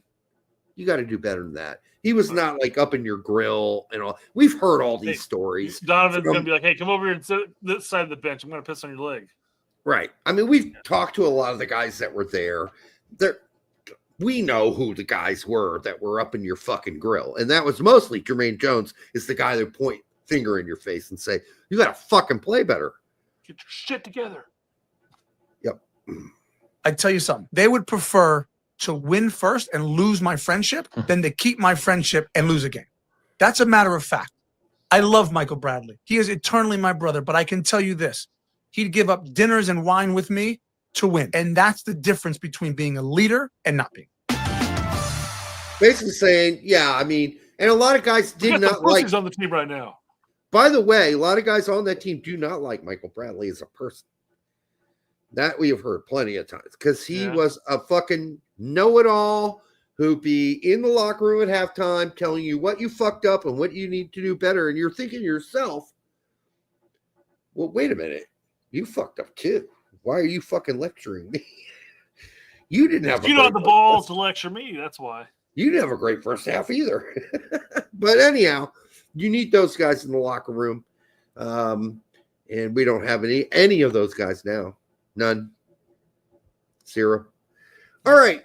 On Thursday, Yanks abroad, Yanks abroad, Yanks abroad, Yanks abroad. Bend over, grab the ankles. Let's do the Yanks abroad. All right. Thursday, Cardoso went 90 in a tie. Right. And then Zendejas went 90 in a tie. And then Friday, Downs was in the 18, didn't play for Kern. I don't know what's going on there. How'd went 90 in a loss. They start him up top and they start him out left. He didn't get into the game. Pulisic, 85 minutes, a goal and assist. He was a badass for fucking AC Milan this weekend in that win. Enjoyable game to watch. And he had his mom and his special lady friend in the stands. So he had to put forth effort. Oh, yeah, he was wearing Harlow on the back of his shirt. And then Paredes back to being injured. Musa got the 12. I should mention that. Paredes is back to injured? God damn. I don't know if it's serious. It's just kind of maybe enough, though, man. He's been out the entire fucking season minus like a game. 1 step forward, 2 steps back.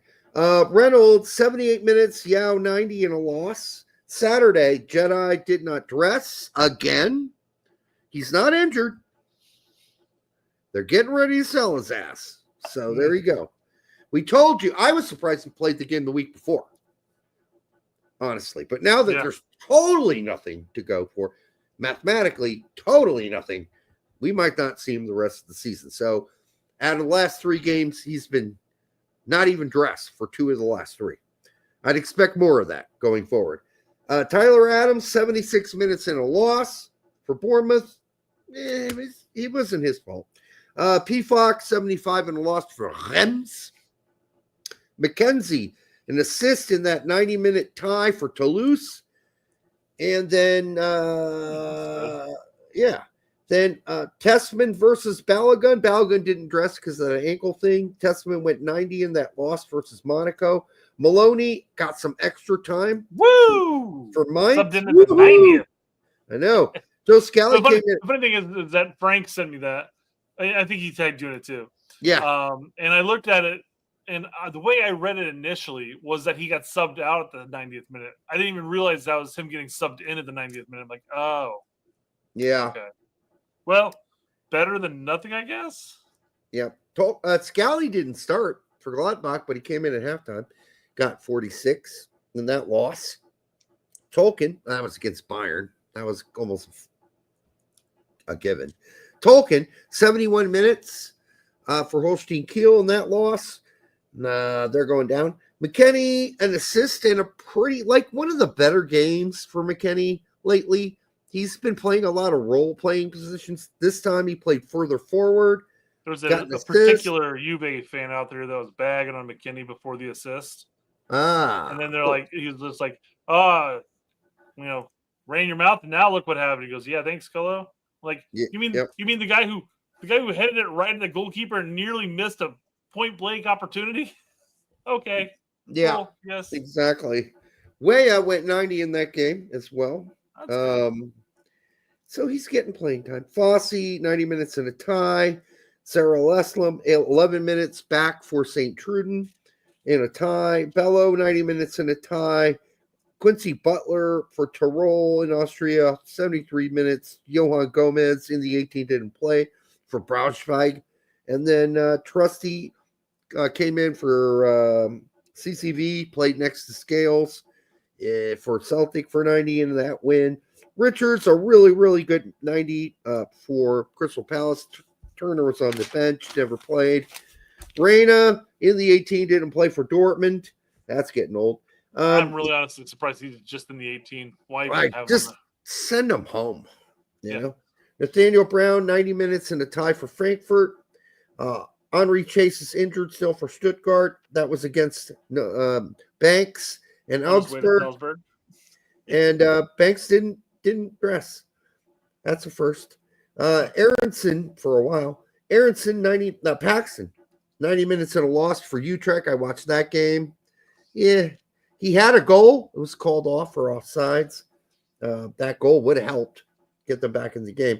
Ledesma, 26 minutes before being pulled for Dest, who got 64 for PSV in that comeback win. Tillman went the full 90. Pepe's still injured. Maurice Doesn't he get injured or something? Who? No, he didn't. It was tactical. So he played 27 minutes and then he got subbed? Yep, they were down 2-0. They pulled Ledesma and put Dest in. I don't think he wanted to do that. I think the plan was to put Dest in the second half, but they needed offense. They were down 2-0. They needed to score a goal before halftime. He put Dest in, and Dest was great. Great game by Dest. Maurice Malone, 90 minutes in a loss for Austria Vienna against the other Vienna. Joe Gallegos in the 18 for Sonderjeski. Matthew Hoppe did not dress. Julian Green, 90 minutes and an assist in a tie game for Greuther Fürth, which they needed desperately. They've been dropping down the table like rocks. Matthew Dietz went 90. Yes, he might be regretting that, Vigo. EPP got a whole 78 minutes in Greece for Panathinaikos in their loss. Zendaya might be recovered. Who knows? Zendejas, 2 goals, 88 minutes in a win for Club America.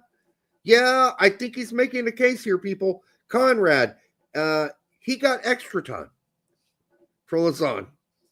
Conrad, for all you Conrad lovers, might be time to hang up the phone on that one. Busio, 90 minutes in a win today. They're now in 17th. And then that was against Fiorentina. Then Miljevic, 88 minutes today. They sit 4th in the Argentinian League. He played left winger today for Huracan. Jonathan Amon, 30 minutes for Ligue in a loss. And then the MLS standouts. Valenzuela, a goal for Cincy. Vasquez, a goal for Austin. Harper, a goal for New York Red Bulls. Polster, a goal for England. New England. Yeah. God, traitor! Same country that Alicia plays for, huh? I know. Quinn Sullivan in assist for Philly, another guy that's on this list every weekend. Quinn Sullivan. Yep. Every weekend on this list. Here's another guy that's on this list every fucking weekend. Max Arfson, another goal for Columbus. Damn. Yep. Swatsky was on it last week, I believe. Another goal for Columbus. Does Arson play as the wingback for Columbus, or is he playing as a winger? He's playing left wing back. Okay. Yep. Or left back in certain circumstances on defense or on offense. And then Swatsky, another goal for Columbus as well. Westfield, a goal for Philly. Diego Luna, a goal for RSL, a pretty nice one. Muskowski, another goal for Seattle. Awadesu, a goal for Houston. It's the first time I've read that name before. McGlynn is on here again as well, an assist for Houston. Alex Mule for Nashville, an assist. Brant Branico, an assist for Clint. Olofsky, a goal for San Diego. DeJuan Jones, a goal for San Jose. Delgado, a goal for LAFC. Brian White, 2 goals. 2 goals for Vancouver. Berhalter, an assist in one of those goals for Vancouver, who are a joy to watch, frankly. Okay. That's it. That's the Yanks abroad. And we only have a few players we really need to cover on the. We've already said it a million times here. Rain is gone. He's going. Yeah, they told me he's gone anyways. So I don't want to repeat ourselves too much on this one. We already said it. He's gone. He's leaving Dortmund.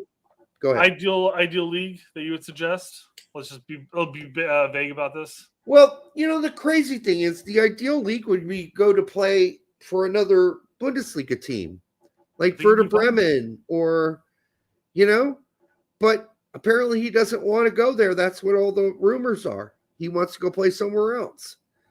Okay. I guess he'd play well. He'd fit in well in Italian football, I think. Do well in Italian football. Yeah, Serie A would be fine.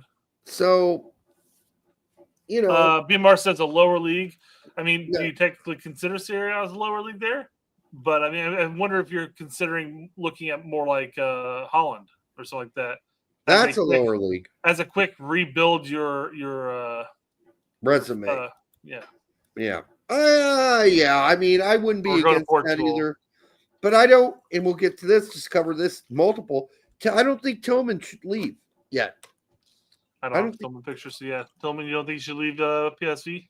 I don't think so. One more season. A healthy one all the way through. It would be nice because, he was going from,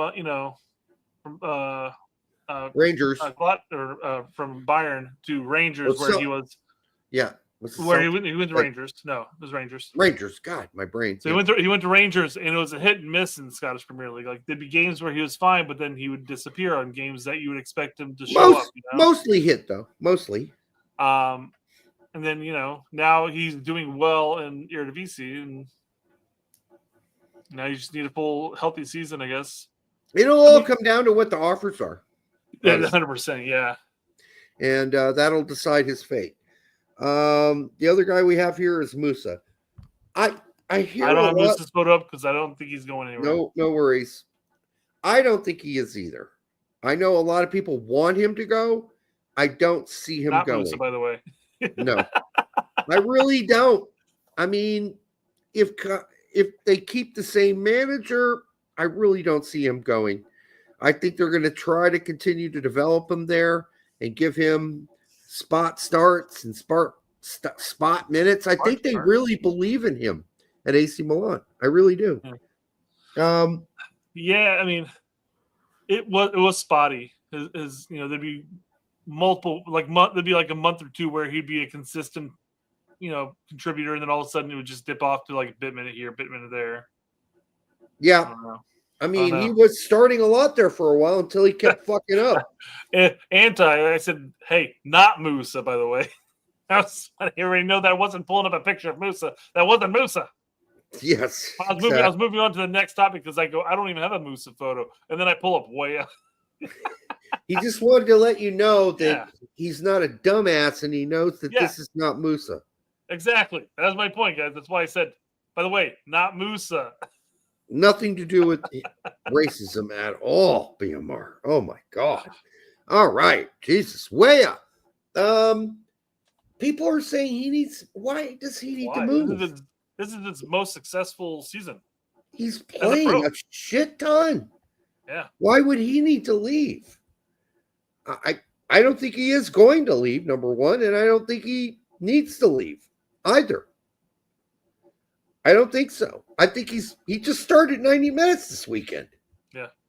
He's got a shit ton of other starts and plenty of time off the bench. I think the people that are asking for him to leave are asking for him to go to a club that's going to play him in a more advanced role. No, what I heard was the opposite from ESPN FC. They're like, oh, no, he needs to suck it up, Casey Keller says, and just play left wing back or left back. No. But for a different club or for Juve? For a different club. Go find a different club and go play left back. Find a position and own it and start every game. I don't think he needs to do that. Well, no. If you're saying no, just stick it out at left back or right back, then just stick it out at Juve. You're playing. Yeah, you're playing. The only reason why you would leave Juventus is if you're aiming to jump back into the wing role or a striker role. Or even Juve's played him there before too. Or the manager's lost confidence in you completely, which he certainly has not. That's ridiculous. All right, Sargent is moving. He is leaving. He's not going to be at Norwich. I don't have a Sargent one up here. It's odd. That is odd. He's not going anywhere. I mean, he is going somewhere. He's not staying at Norwich. All the Norwich fans know it. And the Leeds people want him. The Leeds fans seem to want him bad. Here's my Sargent for the show. I two ways up there. He's deeply tanned. All right. It's all that sun he gets over at Norwich. Where is he going to go? He's going to go to a promoted, my guess, either a promoted Premier League team, but what he really should do is go back to Werder Bremen. The Bundesliga. Should go back to Werder Bremen. We've had this conversation multiple times, but I'm shocked if Bremen even want him back. They made money. It's all business. They get over it. I think Leeds is the obvious one that he probably will go to because they've expressed interest over the last the last two summer windows. Yes. And then I would like for him to go to the Bundesliga personally. I'd like for him to avoid the rather him go to Bundesliga. Yes. Go to Bundesliga, but and Casey Keller said that him going to Leeds is a bad idea because there's too much pressure on Americans already based on prior American failure. If that were the case, that they're not going to accept him because he's American, they would have already got rid of Aronson. And Aronson was a contributor, not a major one, for the team. I'd say he was a solid role player for that team all season long and helped them get promoted. He didn't score enough goals and he didn't get enough assists for a CAM, playing almost every single game in championship, which we have laid out here before. We only got Dark Brennan at the beginning of the season and a couple of games through the middle and a couple at the end. Not only that, here's where that argument falls down anyways, because Leeds have had two straight years of seeing what Sargent's been able to do. As long as Sargent can remain healthy, I'm sure Leeds fans would be happy to have him. Leeds fans don't care he's American. They just want you to contribute and help them stay up next season, which Adams and McKennie didn't, which is why, by the way, lots of Leeds fans love Adams. So I don't get this. Well, a lot of Leeds fans hate Adams too because he ended up bailing and went over to Bournemouth and stuff. He bailed. They hate him for that. But they've also had players come back after the bail, including Aronson and what's his fucking face from Austria, Max Vober. Yeah. And they didn't complain that much when he came back. They got over winning. Yeah. When they start winning, and they have the same problem with their little guy, the Italian little guy, huh? Nanto. Yeah, they shat all over him for a while, but once they started winning, they love Nanto again. So there you go. And then Turner. Well, hold on. I got Maloney pulled up, man. Oh, Maloney. Yeah, he needs to get out of Mainz. I don't know where he's going to go, but go to one of the promoted teams in the Bundesliga who are going to play a lot of defense. They're going to have to play a lot of defense. So you get this guy because he can play defense. And he's a lane killer and a lane destroyer. This is the guy you got to get because he did it for Hoffenheim. And by the way, after he left Hoffenheim, they fell through a fucking basement. Yeah. They sucked after he left. I mean, the couple of weeks leading up to the January window, they stopped playing him, and they were just tanking ever since. Mm-hmm. So go play for an up-and-coming team who knows they're going to play a lot of defense because this is the guy you want to get. Mainz is not going to play that way. They don't play that way. They don't play counter football. They play kind of a middle ground. They don't play a holding mid. Why you go on a team that doesn't play a holding mid makes no sense to me. If you're not going to have that position, go find out your Bournemouth is what I'm saying. Go find your Bournemouth like Adams found his. Or carve out a spot for yourself on a team that's willing to switch formations and the way they play. All right, go ahead. Or start advertising yourself as a center back again. Or start playing center back, dude, and you'll get a lot of playing time. I don't know what's going on, but if I'm Leonard Maloney, and I played center back through most of my youth. Oh, your entire existence up until you went to Hoffenheim. And he played some right back too, but still. Now, you say potato when you played along the back line. He's right center back. I mean, he's a center back. That's essentially, he played an advanced center back role for Hoffenheim for 2 seasons. Go play that. Find a team who's willing to put some time in with you as a center back. All right. Is Sargent good enough for the Prem? No, not a top Prem team, but he could be good enough for a lower Prem team. He'd be lower to mid-table depending on how the team performs. I mean, as long as he gets service, I think he'll be fine. There are a lot of teams going into next season, like the bottom 6, the bottom 8, 7, not including Tottenham because they're not signing him because they're too big to sign a Sargent, and Manchester United are too big to sign Sargent. But nor would I want him to go to either of those teams, by the way. But Leeds and the promoted teams would be willing to. Leeds have certainly said they're ready to do that. Their fans have. And so many rumors going about Leeds in general that they were already. So he goes on saying, you expect Sargent to get service from a bad Prem team. Hey, when Leeds were in the Premier League, when what's his face? Marsh was coaching and stuff like that. There was still plenty of service up there. Yeah. But you had Bamford who couldn't score a fucking goal if his life depended on it. I mean, how many goals did he fuck up that season? I mean, Leeds is a very attack-minded team. Their biggest fault was that they'd get caught up on the counter in the end. They couldn't finish either. Yeah, and they couldn't finish, yeah. So, I don't know. I think Leeds could probably play into his strengths in the sense that they're a very offensive-minded team usually. Yeah. So, there's that, but Brett and I would rather have him go to the Bundesliga. That's our first choice. Yeah, 100% agree. Yeah. Go back to Werder Bremen. Honestly. And then who else you got? Turner. Yeah. He's got to go. And if that means coming back to MLS, just come back to MLS. He's definitely not playing with Forest. He could play for a championship level team for sure. He could play maybe even in a lower team in the Bundesliga, mid-table team. He could probably start, but it can't be for a team that wants him to play with his feet in any way. It can't be for a manager whose idea of a goalkeeper is playing with your feet.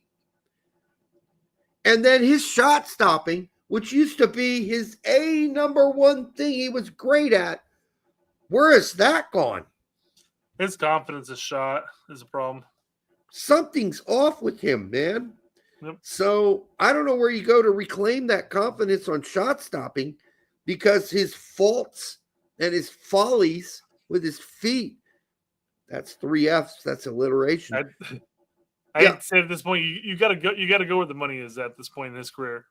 I mean, MLS. It's going to be MLS. Yep. Because he's not going to make much money anywhere else, especially since he hasn't really played much at all in the last 2 years. You got nothing to look at to say, yeah, he's good. So all you got to look at is somebody thought he was good at one point, but he hasn't proven it. Luna, he'll go if the money is right. We already talked about this earlier in the show. So I think a lot of the opportunity of him leaving is how well this season's going to go for him, but also how well he does with the U.S. men's national team in June. If he gets to play. That's also true, too. I mean, Poach might decide, hey, I was going to bring him in extra time, and then never bring him in. Yep. So. Yeah, that happened before. Ideal location for Luna, if you had to choose?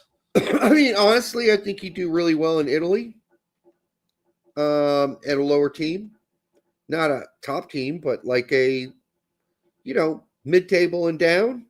Bundesliga. I think he'd be really good at Bundesliga mid-table down. Is he going to get those offers?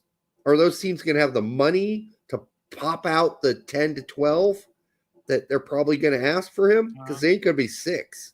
I don't think it's going to be 6. No, he's got 3 more. He's got 3 more years on his contract. Yeah, I think it's going to be more 9 to 12. Now you can be 6. It's not going to be 6. So unless he begs them, he can beg RSL, please, God, please. And then, they'll get a higher sell-on percentage, maybe, Yeah. But do they believe in that sell-on percentage? They got to believe that he's going to go to, I don't know, name me a mid-table German team. He goes there, and they're pretty sure after that he'll be sold on for more, right? Well, I don't know. Is that going to happen? You got to believe in that first. So somebody says Calvin Jones, Hamburg would cook. Maybe. Oh. Maybe.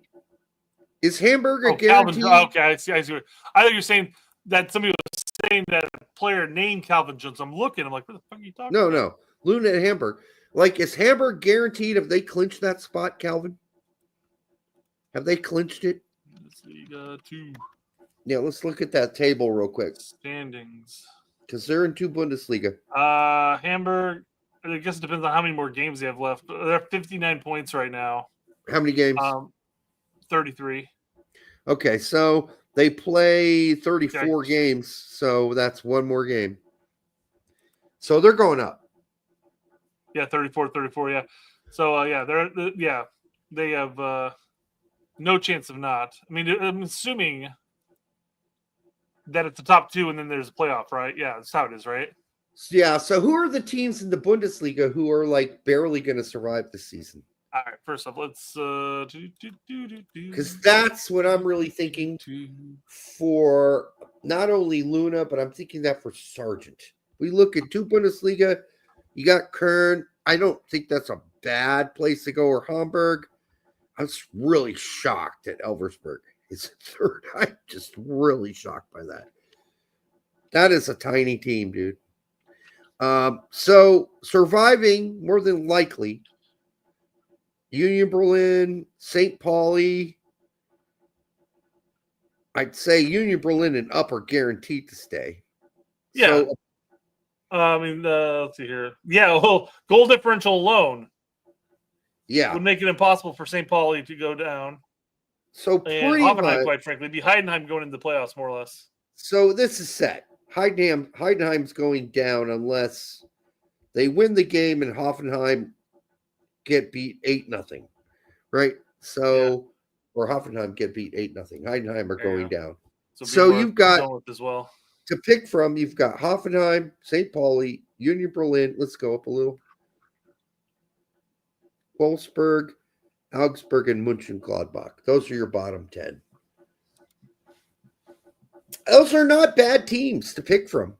Yeah. We're Werder Bremen. Where'd they end up finishing? 8th. That might be too high. I don't know for Josh Sargent. I don't know. I'd take them. If I Werder Bremen, I'm taking them. Bagged more goals than Freiburg, but they also let in a few more. If your Mainz, are you a little bit worried that a bunch of your players are going to be picked off? Because, we saw that with Hoffenheim. They lost their best attacking players in their maiden season, where they did way better than expected. That is the problem with this. So we'll have to monitor which players get taken by the Bayerns and the Dortmunds, etc., and basically stolen from them, and then who they're going to have to replace. So that's what we're going to look at. I think that's what you can look at even for Turner, Sargent, and Luna. That's what you got to look at. All right. Well, that's it for now. We're done for the night. It was fun. Oh yeah, we're going to play the new video. On the outro. Yep. This video was created by, me putting stuff in. It's my first experiment with AI. AI. Yeah, I noticed that. Yeah. So to give you some background, Jeb Banner, who is archiving all 606 Brando songs, found this song and sent it to me on Friday last week. And I said, what is this? It's like, you did a cover of In the City by Marmoset. I'm like, I did? I had no recollection of it whatsoever. None. But I had already started looking into AI for my other videos for Brando. So I'm like, I'll just 606 videos or songs. Songs. Yeah, I do. So I thought I'll just experiment and create an AI video for this. So this photo you're seeing right now is of Lori and her friend. Lori's on the right. And it's a still photo, but at the end of the video, you will see AI turn this into an actual motion, like she's tying it. Lori's moving around. It's fucking crazy what AI can do as far as in the art realm goes. So I don't have to hire a film crew to go film a fucking video. I could just do this. I could create my own, my own vision, and just have AI create it for me. Now, I had some problems because they forced me, no offense to them, because I don't mind Asian women at all, but I was not what I was asking for. When I asked for a woman walking down into the city and I gave all the descriptions of what I wanted her to, I wanted her to look like the Morton Salt girl. And that confused the fuck out of it. They're like, what the fuck's a Morton Salt girl? We don't know what that is. So that's the thing with AI. As you're working with AI, you put in a description that you want and it goes, I don't get that. I don't even know what the fuck that is. Then you got to start over or fill in the blanks. So working with AI so far, pretty interesting experience. This is not going to be the best video I'm ever going to make on AI. It's an experiment, but this is a great song written by Jorma Whitaker, or Jeb Banner and Jorma Whitaker, that I apparently covered back in 2002. This is it. We're going to take it out on this tonight. Okay. Good night.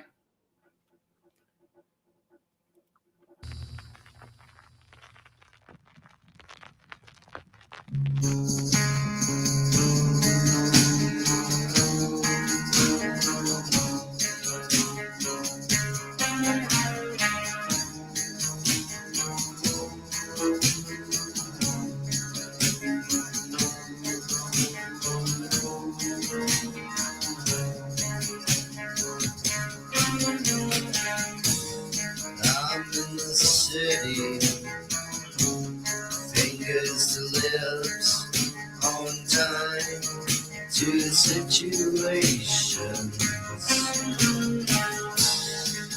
I'll wait there, holding on to you. I'm in the city, I'll taste it in the back of your car, in true style. The one in your face is crying.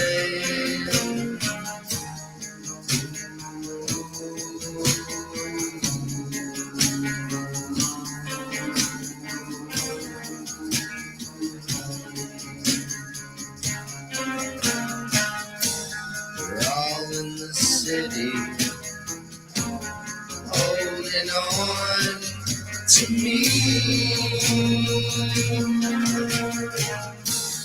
You're all in the city, holding on to me. In true style, the water you bathed is crying.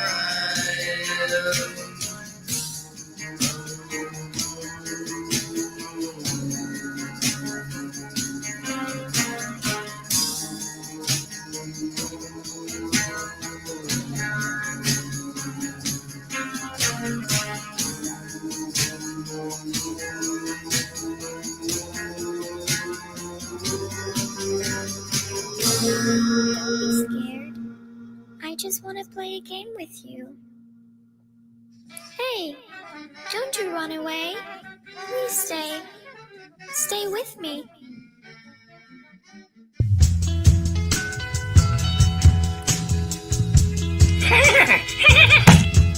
That hurt. I want to play in Europe. What the hell does that mean, right? Because Europe could be Latvia, Luxembourg. No one's talking about Latvia or Luxembourg, dumbass. So you don't want to just shove it in there. Start with the smaller finger, especially if this is the first time. Start with the smaller finger and go slow. I mean, there's a lot of things that need to change. Honey, eating it is the best thing that you can do for your man. I want people to realize I'm just human. I'm just human, and I make mistakes. So this guy, Derek, wants to know, is putting your tongue in an ass really the thing to do? Yeah, it feels really good. Yeah, just it's a weird one, I think. And I know you want me to toss your salad too, don't you?